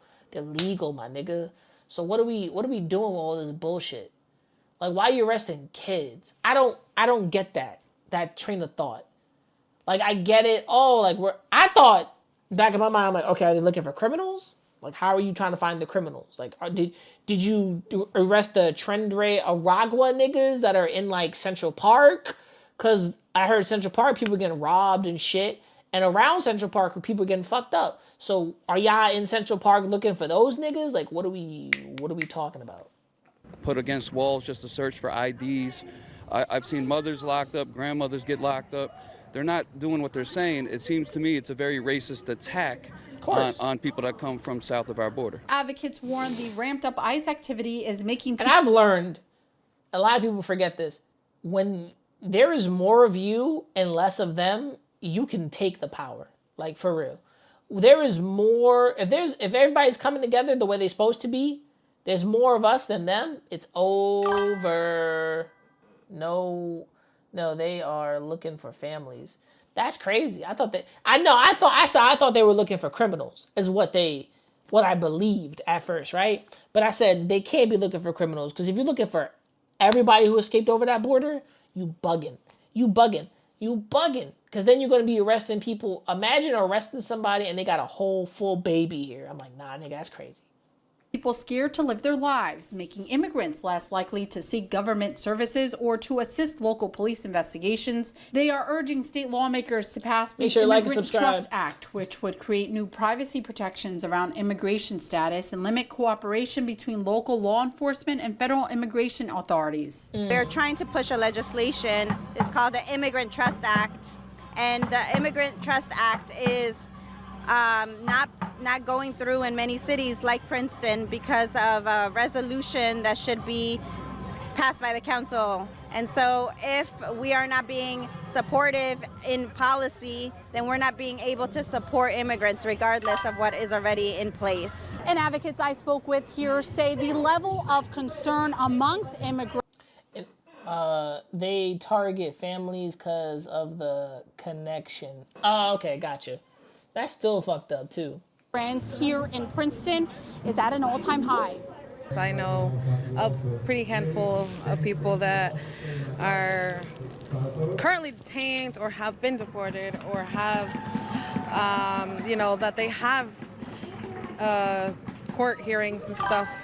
And they're scared to go to their court hearings because now they're detaining people after the court hearings after dismissing a case. And yes, that is true. This is why Black people and Mexican people should work together. I do think there is a divide, though, because it seems to not. Some Black people think it's not our problem, and some Black people believe it's the same as Black Lives Matter, which the movement was a movement.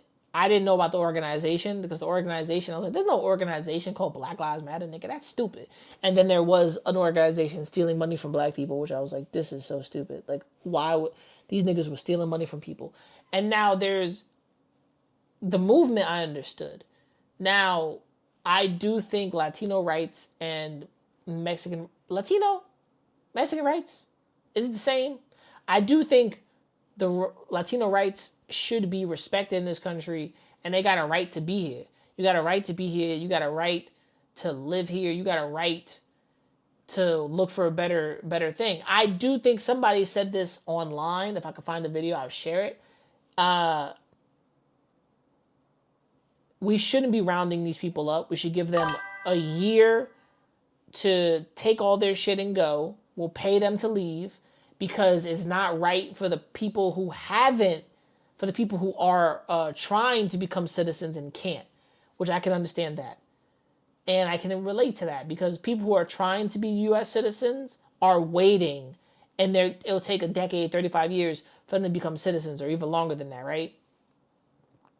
But the people who already got through the border and who are here already, someone said that we should pay them to leave, give them a year to pack all their things and get out, and not forcefully separate families from each other because that's not the American way. They're still coming here looking for a better way of living, because if you know how everybody's like, oh, people are stealing and America's this and America's that. Yeah, but America's still the land of the fucking free. America's still the land of freedom of speech. America's still the fucking place of opportunity. What is no one understanding about this? Why are people coming here? Because they want the opportunity that America has. That's why. To be an American, I can sit. See this room I'm in? This is my studio. This is my studio room. This room, you could put about 3 bunk beds in here and house like 1, 2, 3, 4, 5, 6 kids, right? No, whatever. But the fact that you could do that, and most families would do that because they got a big fucking family and they're looking for a better way. I don't give a fuck about the abuela on the street corner selling her churros or ices or other stuff or whatever the fuck, because she's been making a living in New York. She's been doing this. She's been doing that. If you had to leave the United States, if the United States got to the point where even the Republicans who voted for the hardcore Republicans and the Democrats who were Democrats were like, I'm getting the fuck out of here, where would you go? Where would you go? That's like America. Where would you go that's got the same energy as America, where you could come here, be downtrodden, broke as shit, and somehow make a couple of bucks? Where would you go? There's the one thing that they're coming for is hunger. People is hungry. They're hungry. They're trying to eat. They're trying to send money back to their family. They're trying to make a better life. They're hungry. I don't got a problem with that. I got a problem with niggas sneaking in, robbing, stealing, and niggas who is disingenuous. Yes, the disingenuous motherfuckers is disingenuous. Get them out of here. But the people who are coming here, they're coming here for a fucking reason. Because they got no other choice. They chose to come here, that's it. You send them back to their land, what's going to happen when they go back? I don't fucking know. Do you? I don't know. The Americans is the land of the opportunity, no longer the land of the free. Sadly, the British. Nobody's going to Britain. Fuck out of here. Then ICE is waiting for them right outside the room and taking them. That's it's scaring everybody. Even though, just like they said, Los Angeles is a sanctuary state and so could happen. That could honestly happen anywhere. It doesn't matter where. I feel like it could happen anywhere. This is a pivotal moment because it's the federal overreach over state. I was at the protest at Delaney Hall with Mayor Ras Baraka, and I've seen how they treat city and state officials. Mm-hmm. I've seen how they treat the Newark police officers. So unless we want the military to police our streets, we need to step up. We reached out to ICE for a statement. And once the military polices the streets, it's time to get the strap. I'm going to be real with you. I'm going to be real. They said it. A lot of people, you got that one friend that's like, yo, once the government comes in, I got my guns. You got that one motherfucking friend. What's that one nigga in the group chat that's like, yo, when the government comes in, I got the strap. That one friend, he gonna be ready for them. That's dead ass. Agency deferred us to the White House, which did not respond to a request for comment. Meanwhile, advocacy groups say they are now preparing for No King's Day protest, a nationwide mass mobilization against President Trump set to take place this weekend, including dozens of events here in New Jersey. For NJ Spotlight News, I'm Raven Santana.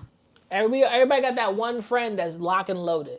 And I do think for New York and New Jersey, we standing our ground the best way possible. Because you're not getting through that wall, my friend. You're not. You're not trying to penetrate the wall of bullshit. Because you over here trying to dick suck everybody else.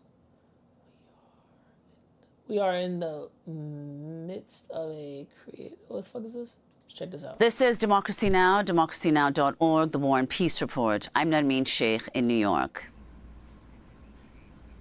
And I'm Amy Goodman in Washington.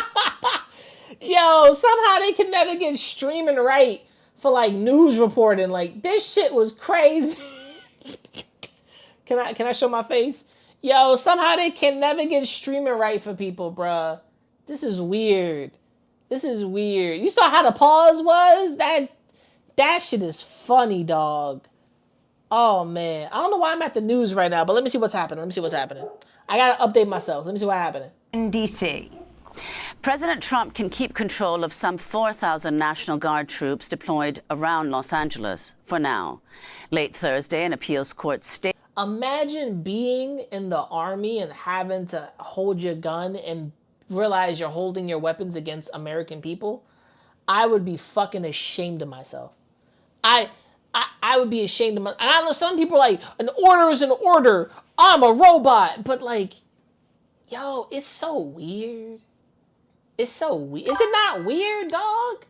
Is it not weird to be like part of the U.S. Army and then you realize you're being deployed on your own soil and you're just kind of like, imagine being a nigga from LA and be like, bro, I live here.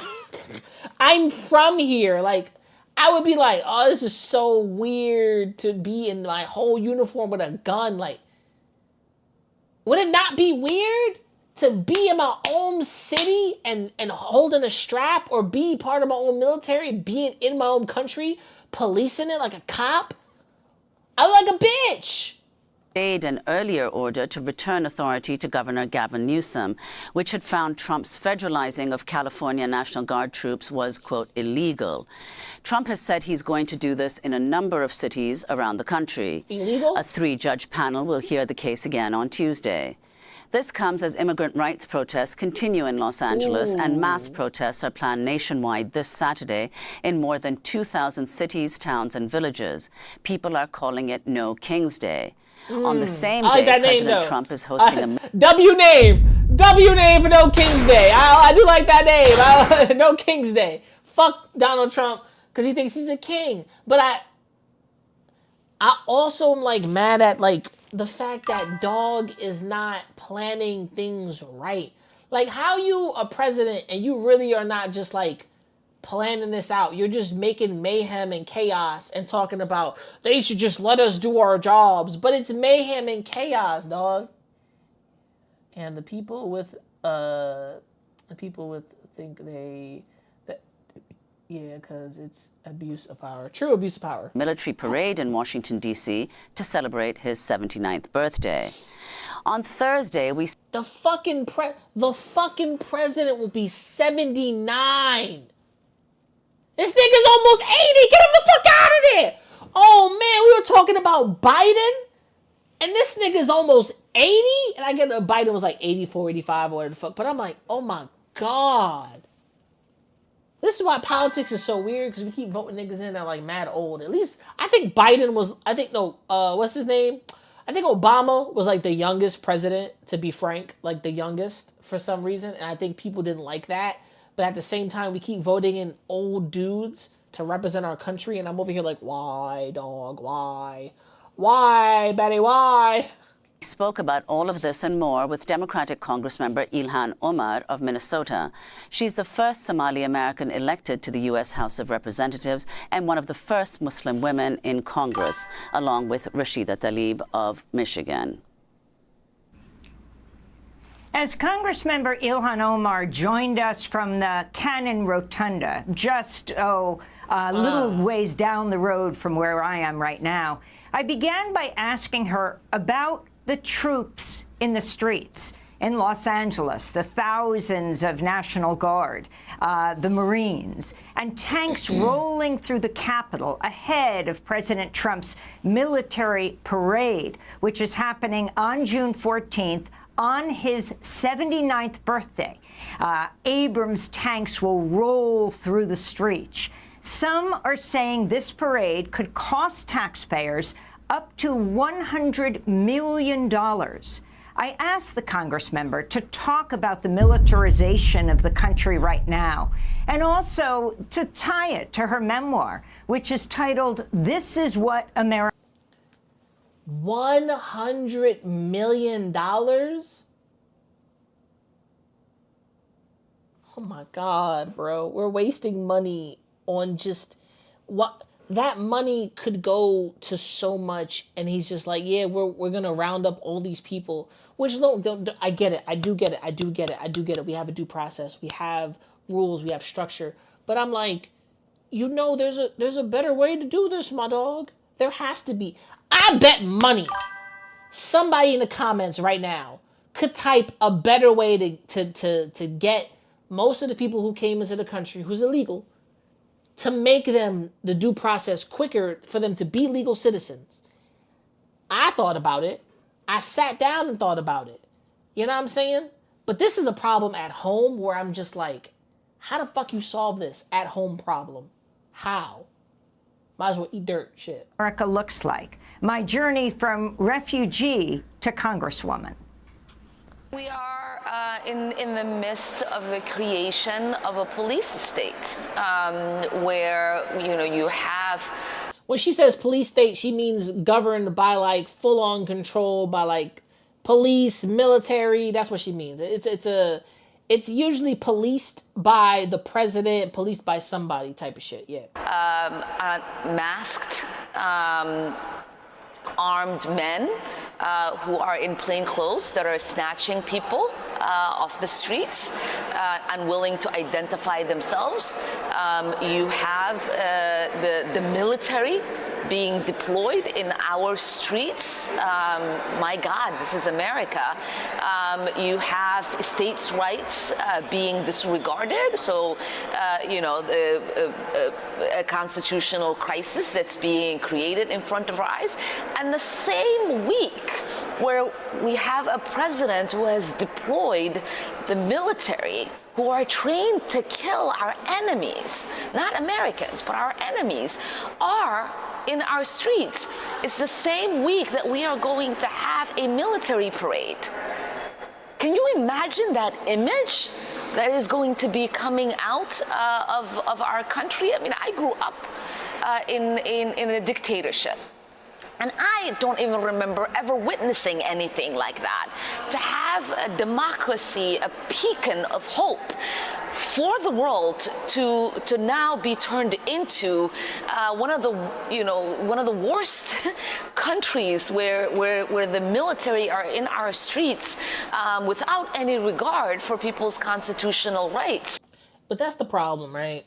I always look at this maybe from a different viewpoint, is like, if we're Americans and we let people tread all over our rights and we want the world to respect us and we want the world to care about us and our viewpoints, why the fuck each time people come or want to come here, we tread on their rights? Because now, honestly, if kids are born on this soil, they're American citizens. It just is what it is, right? It's the truth of all truths that's never been denied. We carry that as truth. I don't think in another country you could give birth to your kid and now they part Japanese because they were born in Japan. No, they were born in Japan. Don't make them Japanese.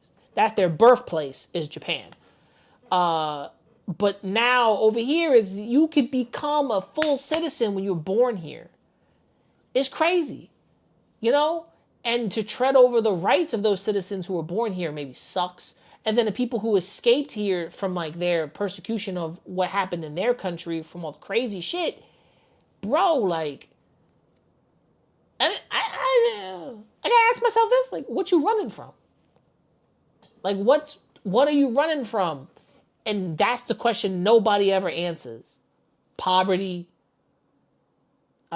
shit can't feed my family, starvation, terrorism, threats, gangs. Motherfucker, they running from everything. So why not come over here for a better life? But then get shitted on the way they get shit on now is like, what's the point? What's the point of even making a better life? while our president is spending millions of dollars propping himself up like a failed dictator with a military parade. It is really shocking, and it should be a wake-up call for all Americans to say this is not the country we were born in. This is not the country we believe in. This is not the country our founding fathers imagined. And this is not the country that is supported by our Constitution, our ideals, our values. And we should all collectively be out in the streets rejecting what is taking place this week. Representative Omar, President Trump has issued an extremely dire warning to anyone who protests on the day itself, Saturday, in Washington, D.C. This is what he said. And we're going to be celebrating big on Saturday. We're going to have a lot of, and if there's any protester that wants to come out, they will be met with very big force. By the way, for those people that want to protest, they're going to be met with very big force. And I haven't even heard about it. Why the fuck would you say that about American people? They're going to be met with pretty big force. Why? Why would you say that? You're supposed to be the president. You're supposed to be the representation of every fucking U.S. citizen. You's a bitch. I've never been so like, this nigga don't know the Constitution. He was elected just because he said a whole bunch of pretty shit on paper, and then the same people who elected him tore up most of their fucking flags and said, fuck this nigga. Chat, I'll be right back.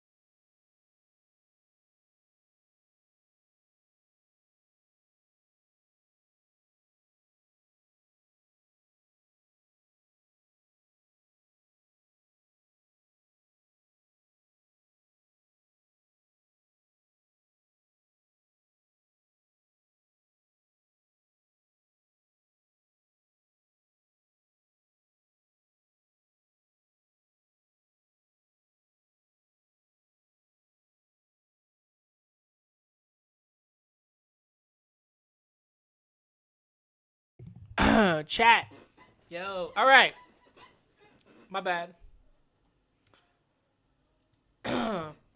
So, I was yapping for a bit, and I'm back to yap a little more.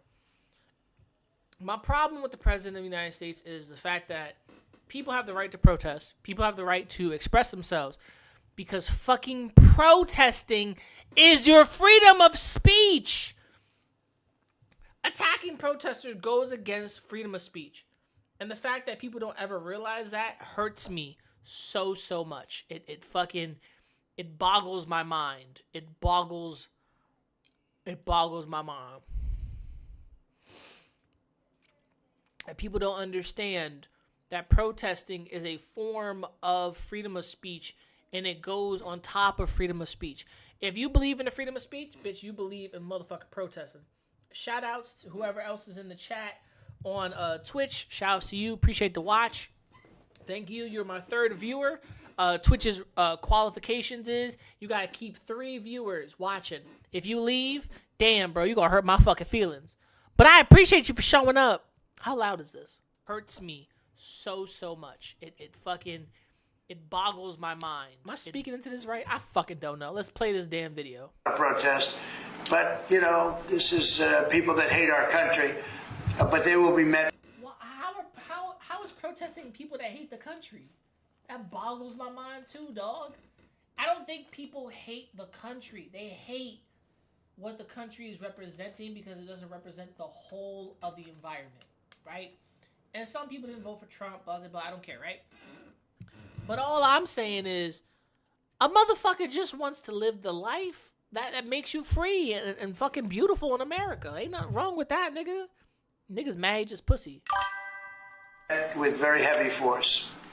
So, Congressmember Umar, your response to what he said, and also this very dangerous point he makes that protesters are those who hate this country.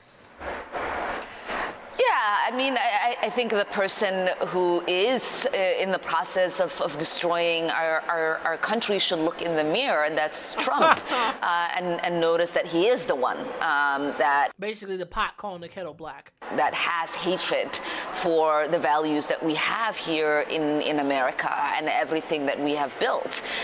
The reality is protest, dissent is constitutionally protected. I said that. That is everybody's First Amendment right in this country. I said that. And the fact that we have a president that is threatening to use heavy force, which again begs the question: is he going to send people? You know, is the police going to be that heavy force? Is the military going to be that heavy force? Also, yo, my nigga Cash Jordan is a bitch.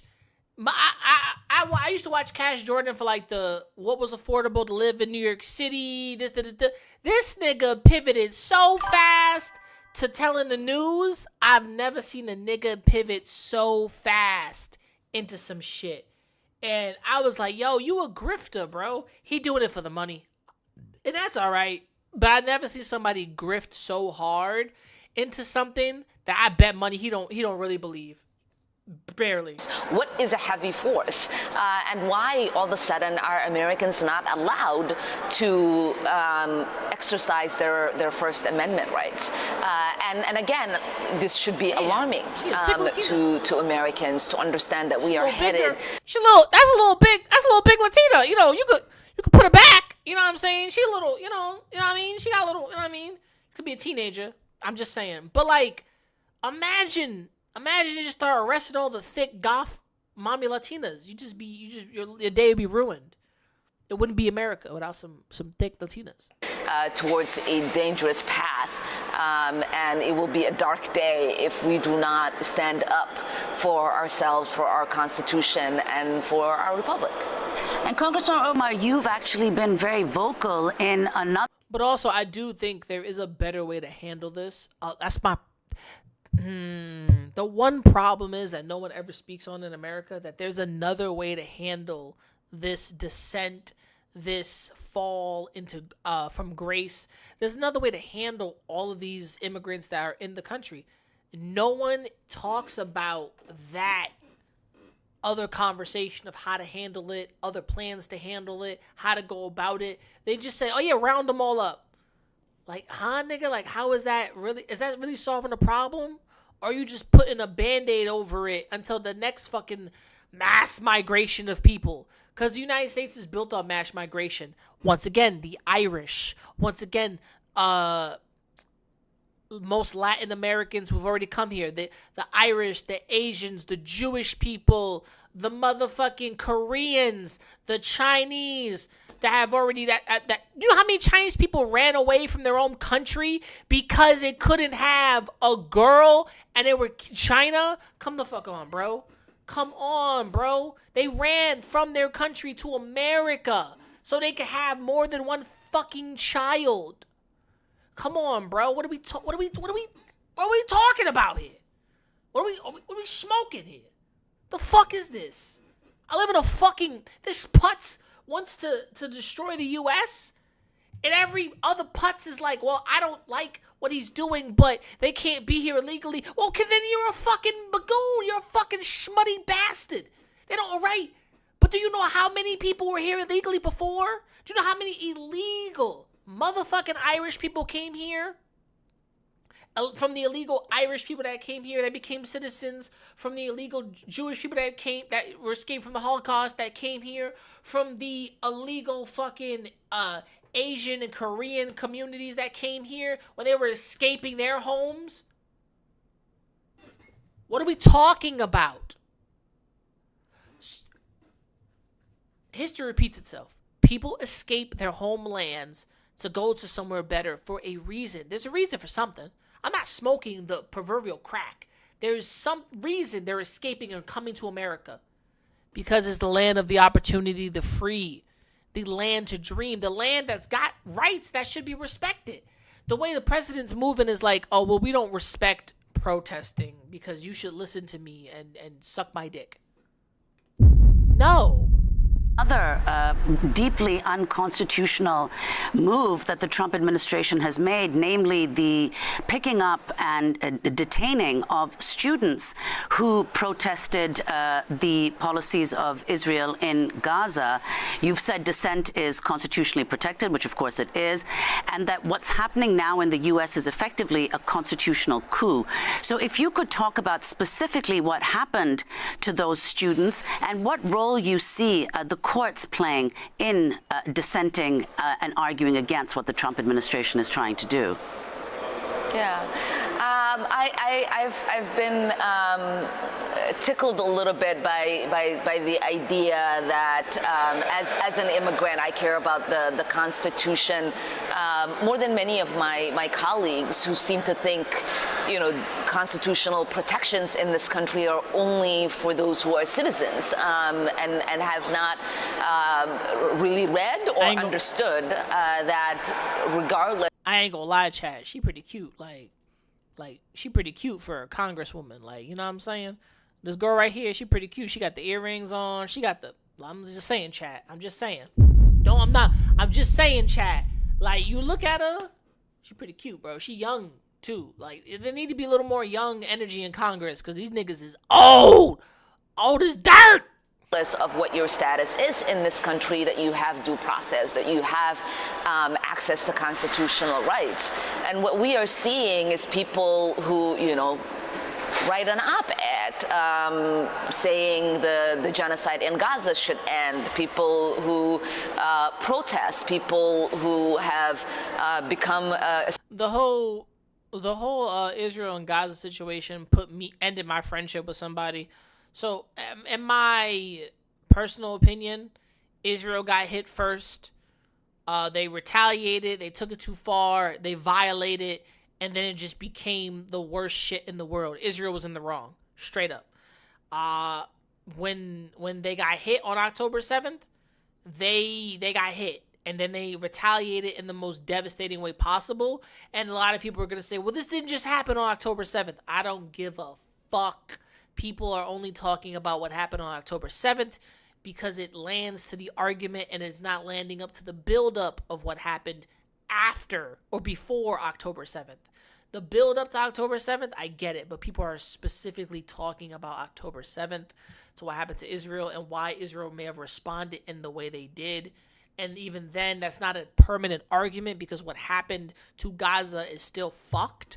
But in itself, I can't do nothing about that. I disagreed with somebody about the American protests that happened here.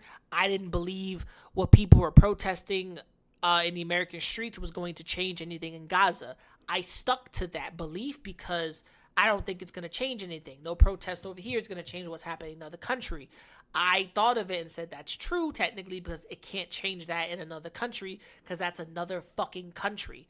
Now, I understand I was given an opinion. My ex-friend didn't like my opinion, but he never sat down and actually talked to me about, like, why don't you think this is going to change anything? I said, well, the only person I could think that changed something was Gandhi when he did a hunger strike. And other than that, it reached around the world. He reached around the world and his own people. And it was beautiful.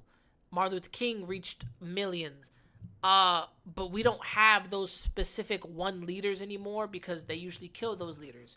Or the protests by giant groups of people don't go nowhere because it never does. We can say free Palestine all I want, but once you start blocking the streets, people start pulling you out of the streets or running you over, or there's fighting in the streets, or you're going to people's schools, stopping them from their education. Now we have an argument. Now there's too much going on, and it's like you're pulling back. You're not letting people get their education. You're not letting this happen. You're not letting that happen. And there's too much arguing back and forth about free Palestine when how is this going to help Palestinians? That comes back to that argument, right? Now, this is something at home that I can argue about. I can argue about this being at home because I believe the people who escaped from their homes to come to America should have the right to be American citizens. Why is the due process to be an American citizen so long when half of the fucking Americans don't want to work? I'm a victim to that, but I got a job. Half Americans don't want to work. I've worked 27, 23, 24 jobs. I've worked a lot of jobs in New York City. I can shit you not. It's taken me all around New York. And I hated them. But I worked those jobs because I needed that money. Need to help out in the house a little bit. Need to save up for something. Being an American means you have the right to put in that time and effort to really work for what you believe in. And people coming to this country should have the time and effort and energy to work in what they believe in as well. That's the due process that should be put in forth. Like, all right, cool. You work a job here. You got pay here. You got pay stubs here. All right, copy. We can work on getting you easy citizenship, maybe on a working visa to be an American citizen. Like, come on, bro. Like, what are we smoking here? Spokesperson for I could break it down easily for the math if it makes sense, but come on, bro. Young people in college who are standing up are somehow a threat to our national security and foreign policy. What they are a threat to is the status quo of continuing to do the same thing and being complacent with the genocide that's happening in Gaza with our tax dollars. And I think it's really important to also remember that almost every single person that has been detained, that they did not ship in the middle of the night. The courts have intervened, and including people like Mahmoud Khalil. Also, there is something that is very, very much happening. People keep confusing every Jewish person as a Zionist. People need to understand that is not what that is. People are confusing, because I've been hearing it. Some dude said, you confuse the word Zionist with Jewish. It's been happening a lot. It's been a lot of things. I can Google the word for you and we can go through this together. Hold on 1 second. What is the meaning of the word Zionist? Damn. That's long as shit. This is on. Oh, I don't think my volume is on. What is the meaning of the word Zionist? Damn, that shit is long. As a noun, Zionist means a supporter of Zionism, A person who believes in the development and protection of a Jewish nation in what is now Israel. Okay. Do you want to hear the next one? Yes. As a noun, it means in Southern Africa, a member of any of a group of independent churches which practice a form of Christianity incorporating elements of traditional African beliefs. Want to hear one more? Yes. As an adjective, it means relating to or advocating Zionism. Do you want to hear the last one? Yes. As an adjective, it means relating to a group of independent churches in Southern Africa, which practice a form of Christianity incorporating elements of traditional African beliefs. Which is weird. I didn't even think that was an actual thing. So, Zionism is basically a group of Jewish people who believe Israel should be a sovereign state of its own. It's not all Jewish people, because I've been hearing that word tossed around for only mad Jewish niggas. And I don't know why, because I've never, growing up, I never like heard the word specifically. I've heard of Zionism because it's somebody that believes Israel should be its own state, blah, blah, blah. But the fact that I've only been hearing there's videos of that somebody called the Jewish person a Zionist, which I'm like, what the fuck? It's like Nazi being thrown around so many times. It's so weird. It's so pathetic. It's so mind-bogglingly weird to the point where it's brain rot for the stupid. Anyone's a Zionist. Anyone. You could be Jewish, you're a Zionist. That's what I've been hearing. So, you could tell me I'm wrong. I'm fine with that. But I literally been seeing the word fly around like it's Pokemon cards. But let's continue. The courts have said he cannot be deported and he needs to be released, and they have until the 13th of this month, which is tomorrow, to facilitate his release from detention. And you know, the Maryland man that they took to El Salvador, to that dungeon, he has been returned, and I know that they're pressing charges against him, but the reality of why they returned him is that they understood that they would be held in contempt of court because the Supreme Court said they have to facilitate his return. This man got a whole kid, and they were trying to stop him from coming back to the U.S. That's crazy, bro. To see his kid turn 3, and his dad was deported. Like, holy shit. To be fair, all the what? Yeah, bro, you wrote to be fair. To be fair, all the blank. That's kind of it. But yeah, to be fair, I guess. And so they are fabricating a case in order to save face, because they continue to say that they are not able to. Also, welcome to the channel. Listen, right now I'm on news and I'm chatting on some news before 7:50. This is the wrong time. Before like 7:50. So listen, whatever I say, whatever I do now, I'm yapping. I'm yapping while the yapping is good. This is the part of the portion will be yapping. I'll be back another time for more yapping. But listen, whatever part of this broadcasting you hear, you don't like it, you disagree, you on the front about it, you mad at it, you disagree with me, want to have an argument, have a conversation. Look, I'm open to dialogue and having open dialogue. Please don't be a dickhead in my comment section. That's it. I won't boot you out of here. I'm respectful, I'm honest, I'm cool like butter, and I'm smooth like buttercream. All right? Just work with me here. But a lot of stuff that's going on is crazy. That's it. On some real shit. Let's continue. Get him back into the country, and quickly realized that they are going to be in trouble. So all this chaos. Also, I'm on the road to 2K. Well, the road to 5K to get 2K. But other than that, now there's 2 people in the chat, and only one dude texted, and I'm waiting for like another text, I guess. Okay. Shouts to the chat.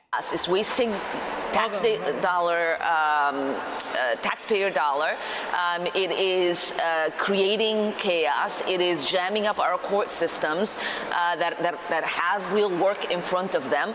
But it is not doing the thing that they want it to do, because we are a constitutional republic and our constitution will hold. Let me ask you, Congressmember Omar, about what happened on Monday. 75 House Democrats voting in support of a resolution that included a line praising ICE, expressing, quote, gratitude to law enforcement officers, including U.S. Immigration and Customs Enforcement personnel, for protecting the homeland. You...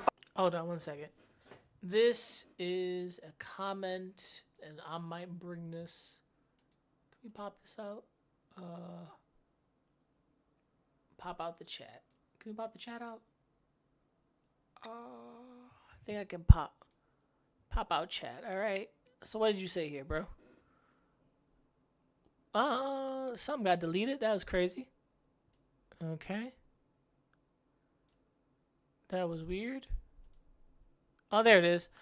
I'm saying this because you say the word is being used for all Jews, but it's being used for for the high-ranking Jews. No one uses that to describe the normal Jewish family. Haha. That's not true. That's not true.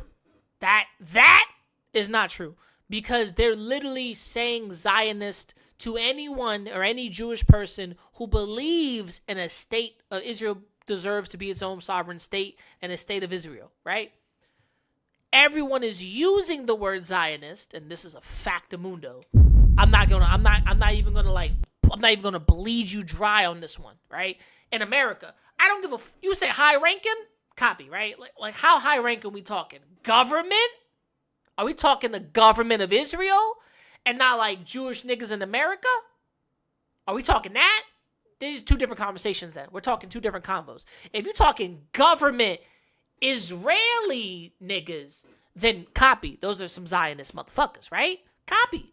Because they believe in a state of Israel, that's what you're talking about. If we're talking about American Jewish people who are also protesting for Israel, they're not Zionists. They believe, protesting for like Palestine, they're not Zionists. They believe in Palestine being free and Israel chilling the fuck out, because Israel did overkill some shit and they're doing the most. But what I've been seeing from like YouTube, streams online, even fucking Twitter, which Twitter is dog shit. Anyone is a Zionist. If you agree with Israel defending itself from October 7th, you're a Zionist. If you agree with some part of something, you're a Zionist. If you don't have the same conversation with somebody, you're a Zionist. If you were just trying to go to fucking college when these niggas was protesting in front of your school, you was a Zionist, bootlicking, fucking Israel, dick swallowing, all this shit. Now, I could be wrong, but from how motherfuckers was protesting when shit was happening last year, it was wild. And how things are now is still wild. I'm going to put this to you right here, my dude. It's just the form of how everything is may not be the same. We may be talking about two different conversations once again, my brother. But he left the chat anyway. I agree with you somewhat. People use the word very freely, but it's actually a lot more common than we think, to be fair. Okay, to be fair, that's what I'm saying. Like, I started hearing the word for every Jewish nigga. Every Jewish dude, which I was like, that's weird. Is every Jewish person a Zionist? Because not every Jewish person cares if Israel is where it's at or Israel is in another fucking place. Because I guess they just like, nigga, it's not that big of a deal. Like, Israel's wilding the fuck out. There's even movies and shows where, like, I even think Jerry Seinfeld and like Seinfeld, other shows have made fun of Jewish people just going to Israel and being like, oh my God, I don't ever want to go fucking back to Israel.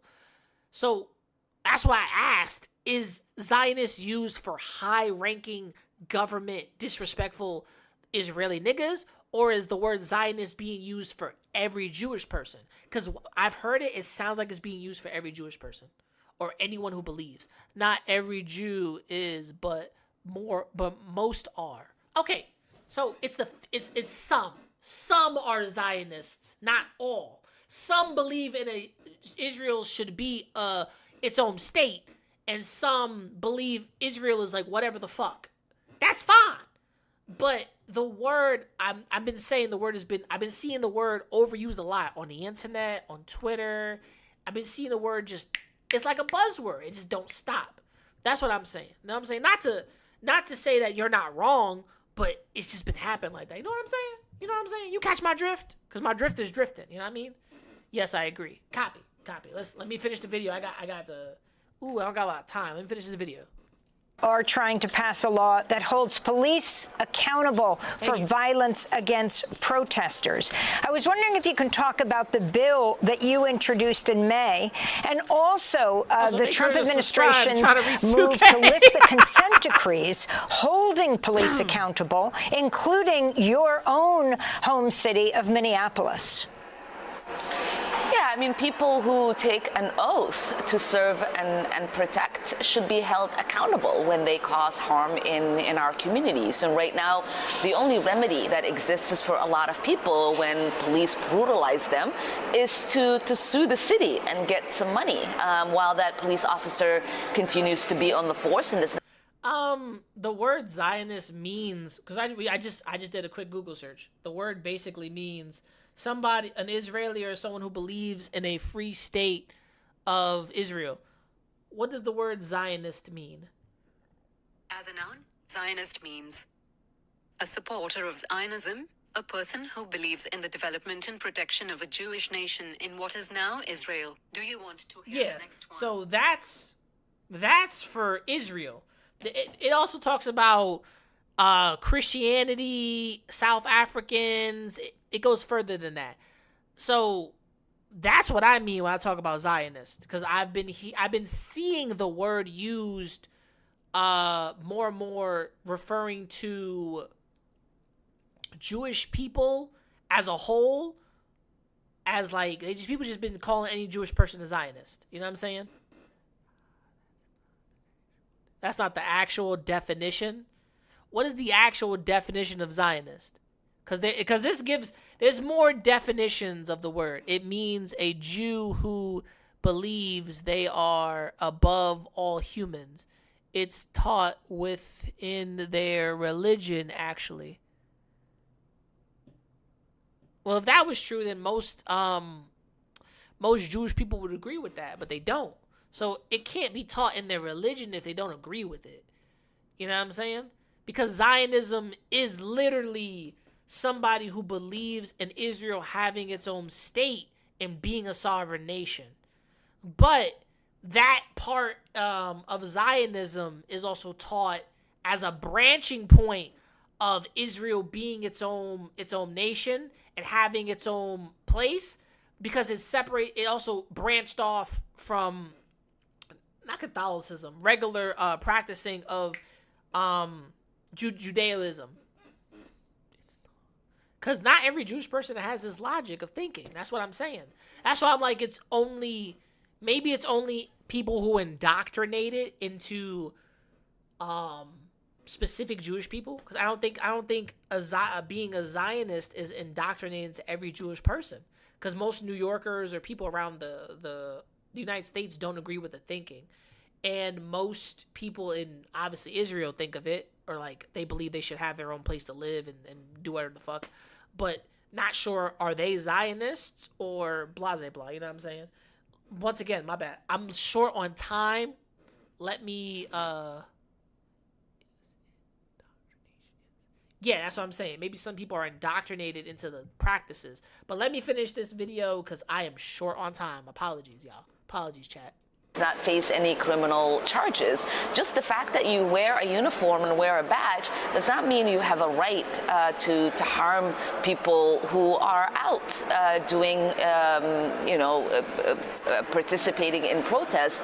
That is their constitutional right to be able to do so. So our legislation gets at that. It is unfortunate that some Democrats keep falling into this trap in supporting legislation because they do not have the ability.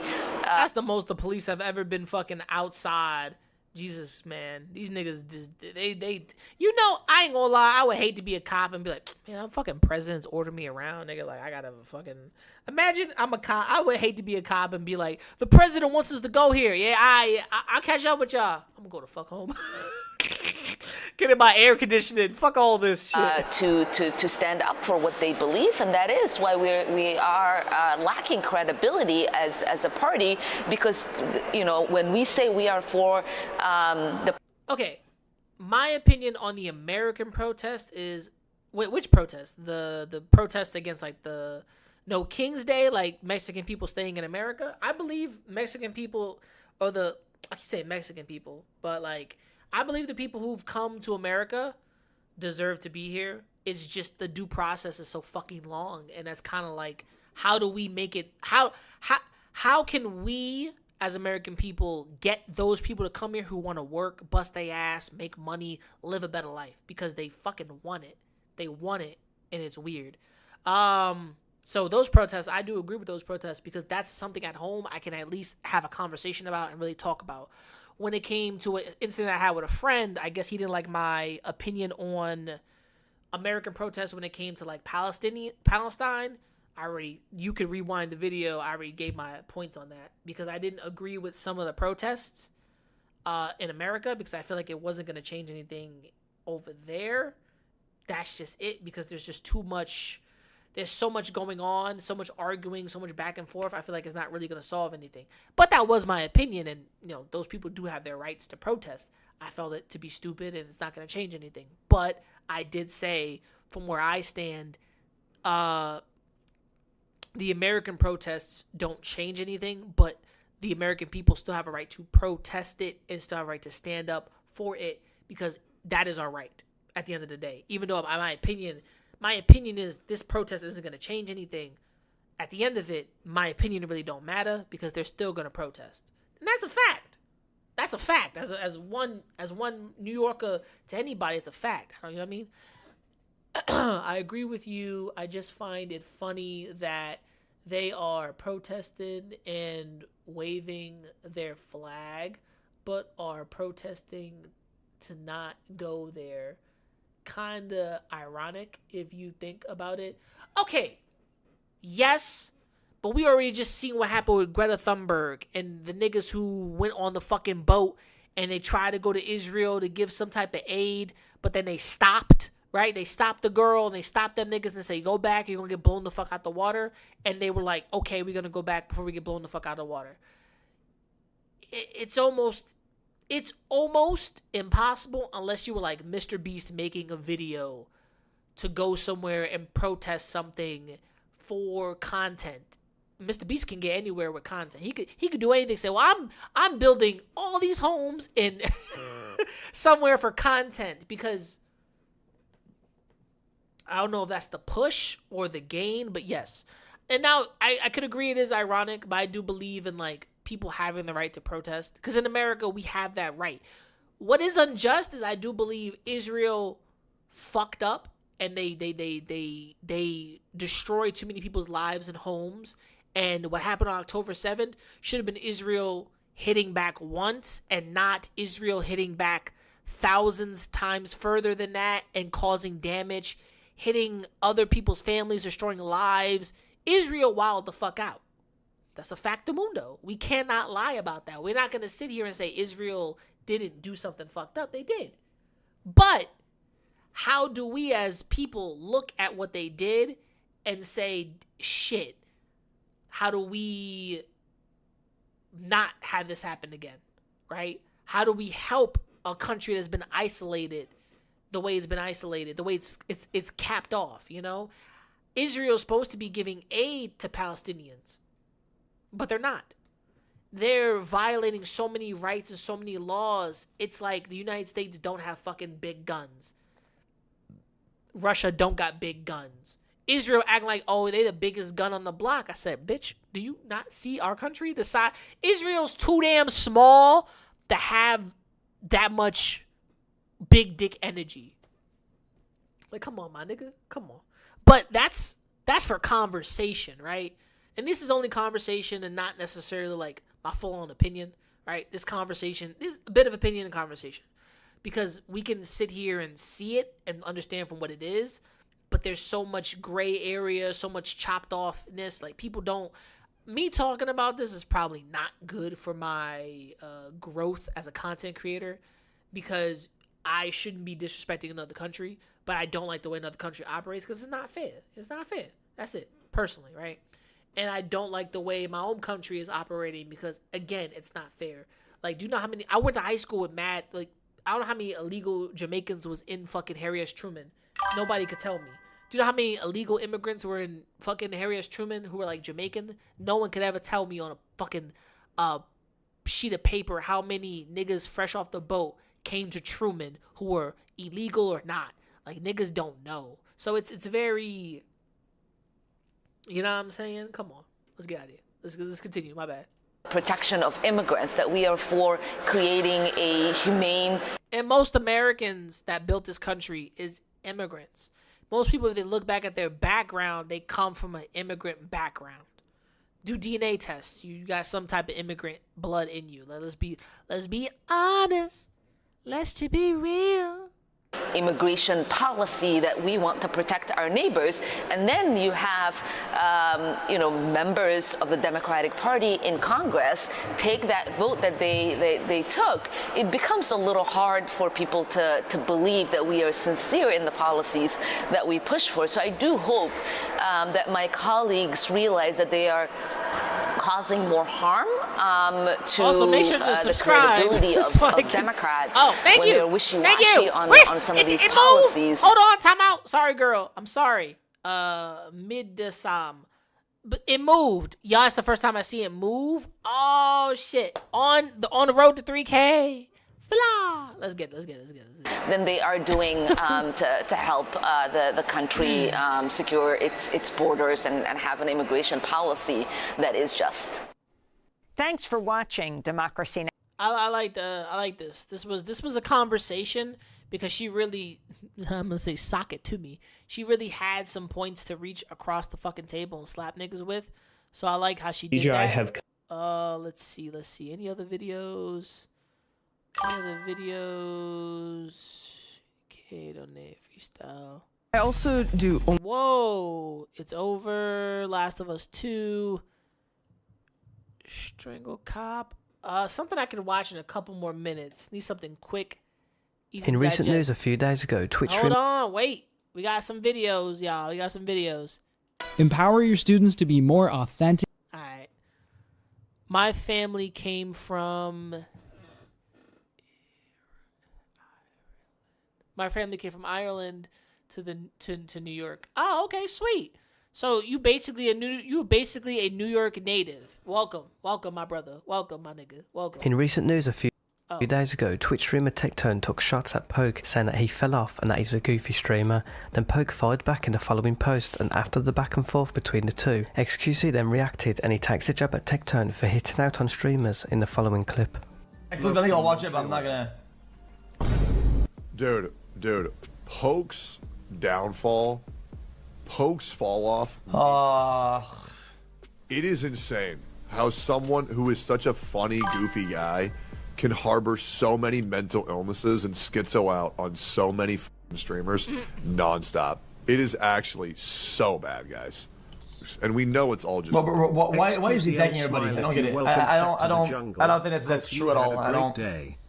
After XQC's response to Tectone Who the fuck in his is latest Poke? stream, Tech takes another shot at Poke and calls out Poke and claims that his screenshots are absolute rap behaviour, and also calls out XQC for wondering why he's going at Poke when Poke and X had prior beef. Poke Laws came at me the other day. People are like, oh, dude, Poke Laws, why'd you go at him? Oh, man. You want me to tell you why? Because I found out what that rat was doing behind the scenes. Yes, sir. And you know what the great thing is? Hey, I got screenshots of all that. Yep, I got screenshots of all that, you nasty fat, you disgusting piece of. So I don't know. Okay, so I don't know about the Poke XQC drama, but it seems tasty, right? But right now, Tectone has been getting heat. Tectone's, I have a whole Tectone video coming up for next Sunday, somewhere like Monday, around like the Wednesday area. It's gonna be a not holding back that's different, because Tectone got blown out the water. He kept getting hit, and then it got personal. Once it got personal, I was like, oh, okay, wait a minute, this is weird, because Tectone shit. His dad is a ex military officer accused of sexual assault. I can't say the word. I can only use sexual assault.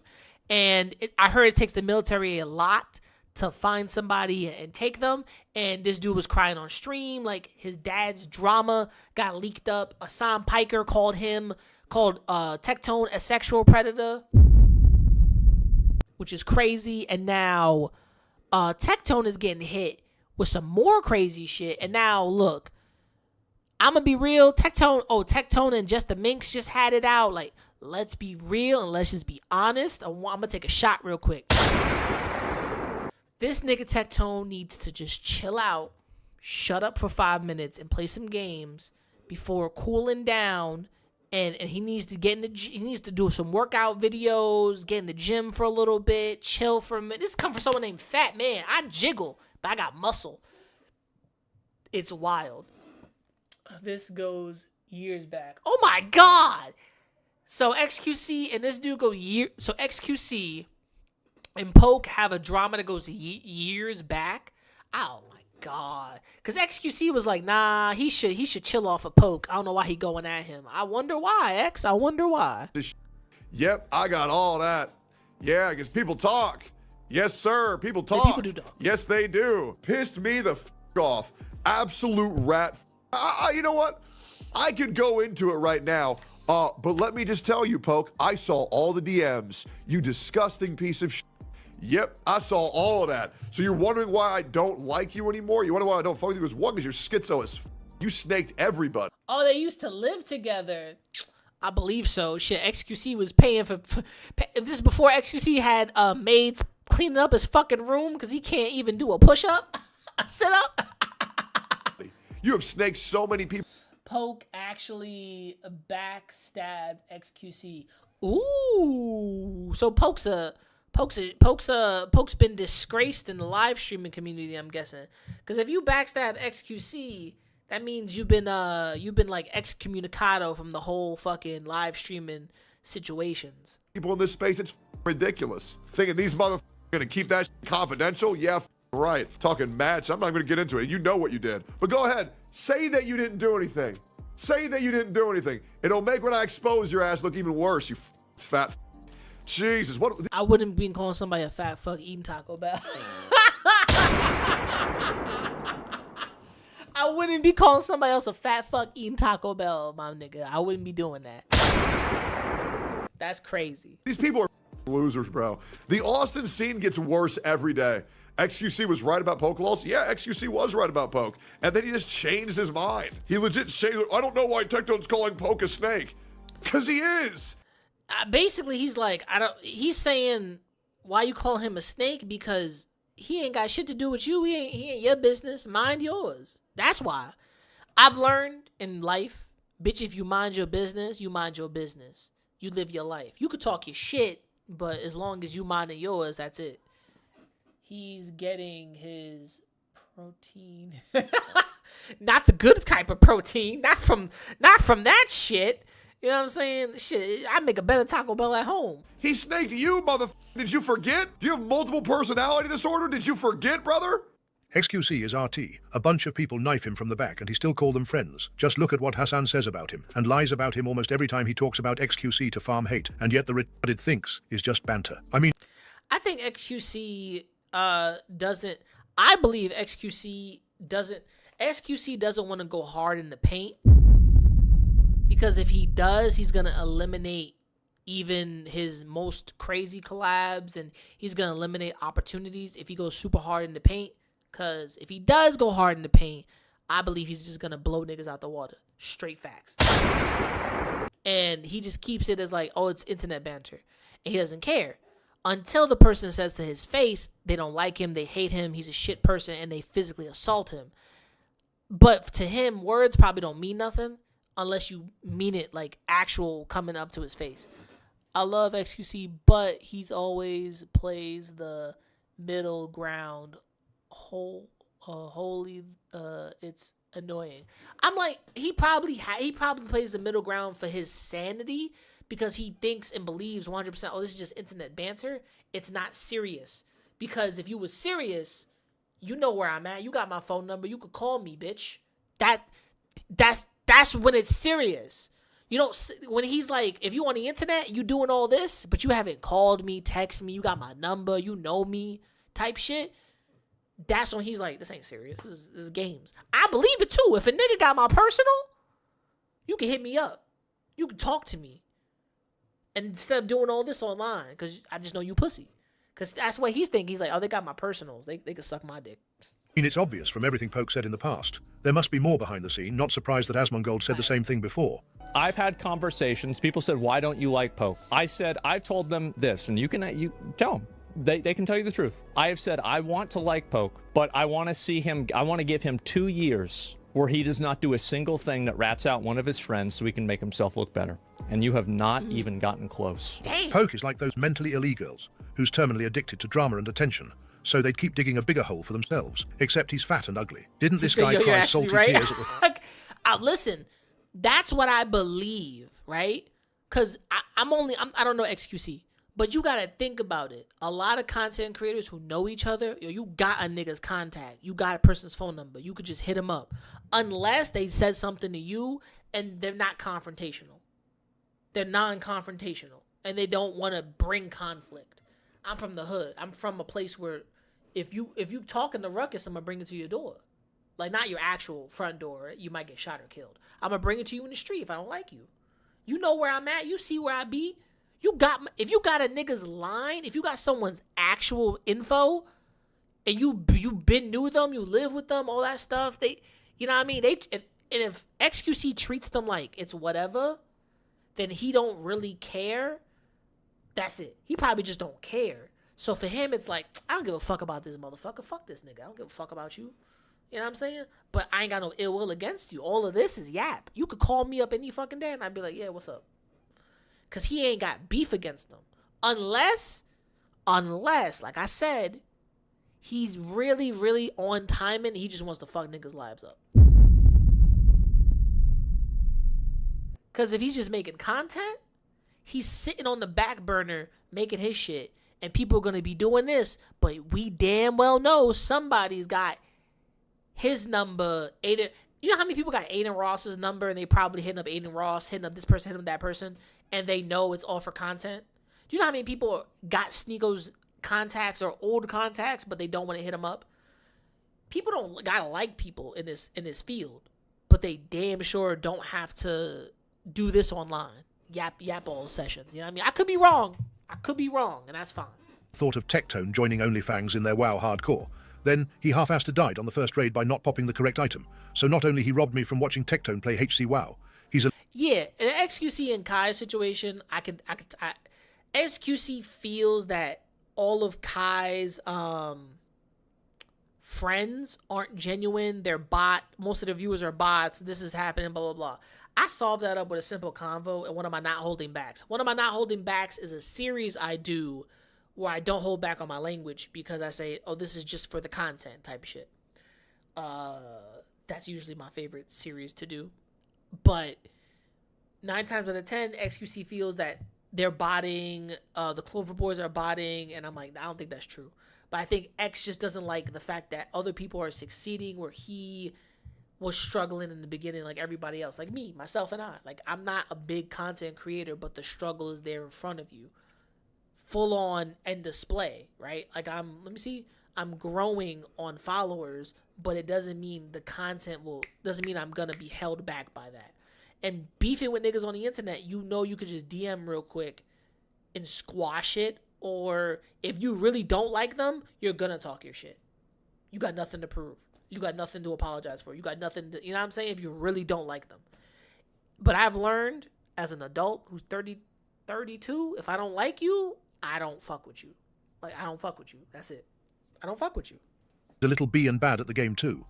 Lacey responds to the people criticising him for multi-streaming on Kick. Here with Rug, but today is my first ever day experimenting and trying out multi-streaming, okay? So I am currently live right now on Twitch and also live on Kick, on my channel on Kick. So it's my first day ever multi-streaming. We're gonna see how it goes. Obviously, you know, I'm gonna be more focused on my Twitch community and the Twitch chat rather than the Kick chat, but I'll be checking it, you know, here and there. To be fair, XQC has And listen, I see to be fair, XQC has been in this game for a while. He knows when people are botting. You 32, you look way younger. Appreciate it. Yeah, I'm black too, so you know what I'm saying? We age gracefully, baby. Fucking around. But no, yeah, he has been in the game way longer. But I do think, thanks to Kai's mafia and thanks to his influence, his boys do deserve their trophies. They do deserve their accolades. They deserve some type of praise. Do I think it's 100% view botting? No, I don't. But there's a lot of room for speculation when I think Reggie built his platform and he just needed more of a boost. I think there's less speculation when Dez and Punga are on other people's streams and they're trying to stream and they're trying to boost things up and they're trying to get on the ball. I think it's harder for them to compete with Tyleel's going hard in the fucking paint every day. Ray is nonstop. Tyleel said Ray and Rakai are the richest niggas in the Clover House. Ray and Rakai? Bitch, that's crazy. But let's continue. Everybody saying, oh, blah, blah, blah, blah, blah. Why are you doing this? Sold your soul, sold out, did this. Motherfucker, you would too for a bag. I don't give a fuck. Yeah, I'm multi-streaming on Kick to make an extra 100 bands a month. Who wouldn't? Who wouldn't? I'm not gonna lie. People are like mad about multi-streaming. Who wouldn't stream? Yeah.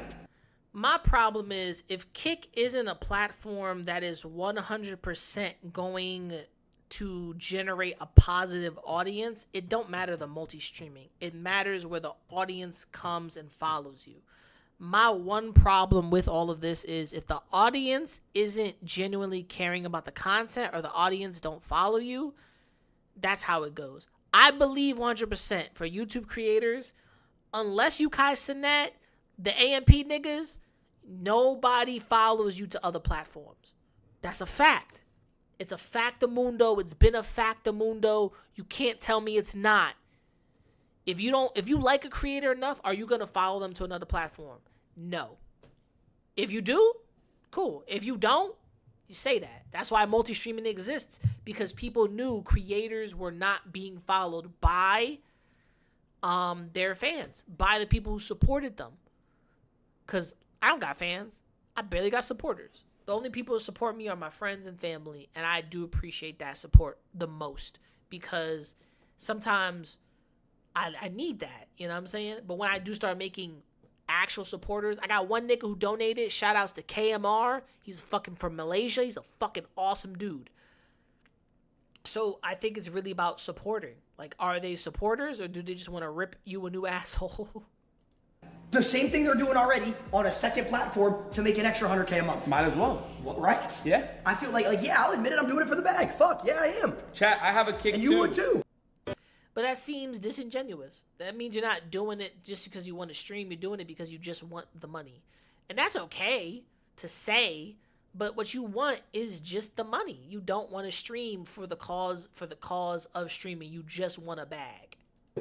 People don't seem to get the moral issue, so I'll point it out, and you can decide for yourself if it matters. Kick is owned by Stake, a gambling site. Kick loses a ton of money handing out contracts like candy, but it's fine because Stake funds it, and Stake can only fund it if a certain number of those viewers that creators bring over are converted into gamblers. That's their end goal, convert viewers into gamblers. I don't know how much gambling is involved in Lacey's contract since other big creator contracts always have gambling requirements, but even if he doesn't have those, he's bringing his viewers over to a site where gambling streamers are heavily pushed and advertised. The argument is basically Lacey is already rich as but he'd like to be be even more rich, and he's okay if a small portion of his impressionable audience get introduced to gambling as a result. When Lacey asks, who wouldn't? The answer is a lot of people. Gambling ruins countless lives. On June 11th, it does. Gambling does ruin countless lives. I myself am addicted to those like little games where you like press the button or the claw machines. You know what I'm saying?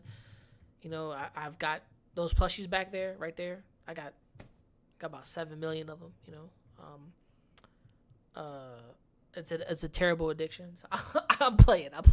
I do play the claw machines a lot. But other than that, yeah, he's got a point. Gambling sucks, but let's continue. 11th, 2025, during a live stream, Twitch streamer Hassan Abi disclosed a shocking update. His global entry, the U.S. Customs and Border Protection's, CBP, expedited travel privilege, had been revoked by the Department of Homeland Security, DHS. He claimed the decision was made without any prior warning. Hassan Abi shared the official communication he received upon returning from France, a written letter and email. It stated, "You do not meet program eligibility requirements," without elaborating further. He pointed out that there was no clarification on why he'd suddenly become ineligible, leaving him questioning what had changed. Live viewers were perplexed. Some speculated whether this was related to customs procedures during his France trip. Hassan clarified that he was only in the regular CBP line, not global entry, when he first learned it had been revoked. He emphasized that no notice had been given before he reached customs. Fellow streamer Asmongold also reacted to the news in the following clip. Presents a potential risk for terrorism. Ooh. Ooh. Because he did have that one conversation with that Hutsu or that Tutsi pirate or whatever the fuck that was a terrorist.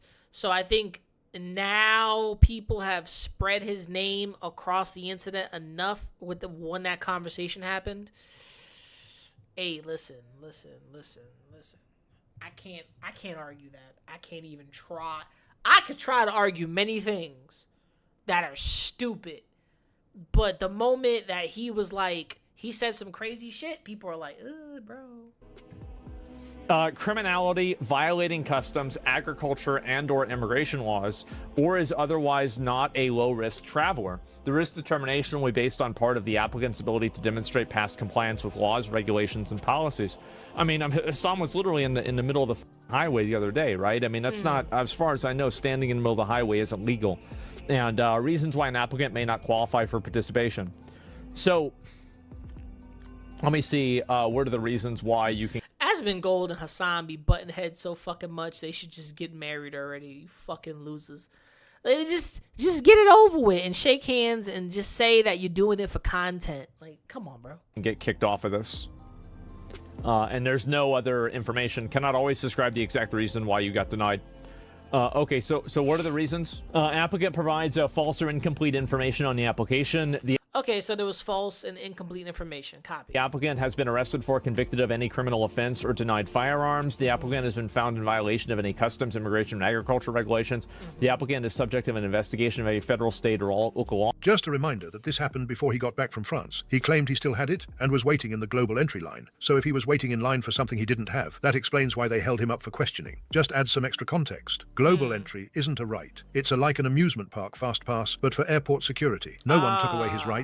They just took away his bonus privilege for being a rich and famous person who travels a lot. Edit. Everyone please stop telling me regular people can afford global entry. It was a hyperbolic turn of phrase, and you are all ignoring my main point for what you think is a gotcha moment. Extra Emily and Emaru try a Michelin star salad from a restaurant for the first time.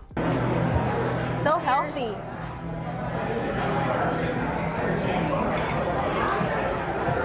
Are they in New York? Right, Extra Emily and this girl were both in New York. Emiru. Why does she look like that? Like, she looks disgusted by the salad, girl. You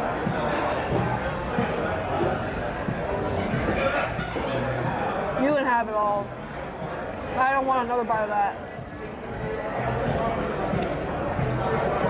Oh my god.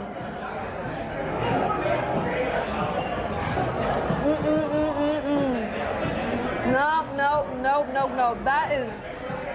That's not even salad. It tastes like rotten. Maybe it's fermented a little? Definitely fermented. It's so bad. Goddamn. And reacts to a viral Jeff the Killer trend on TikTok. Someone sent this to me yesterday and was like, is this real? I can't tell.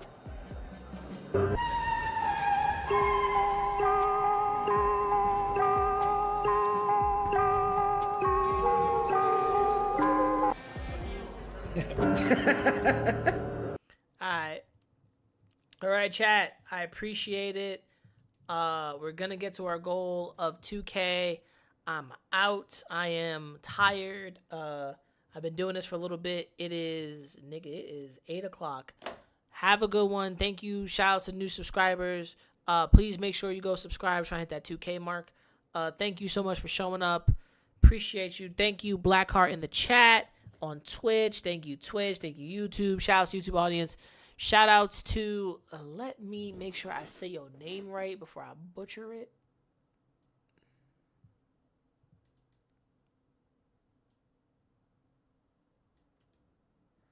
Make sure I say your name right, bro, before I butcher it. I don't want to butcher your name.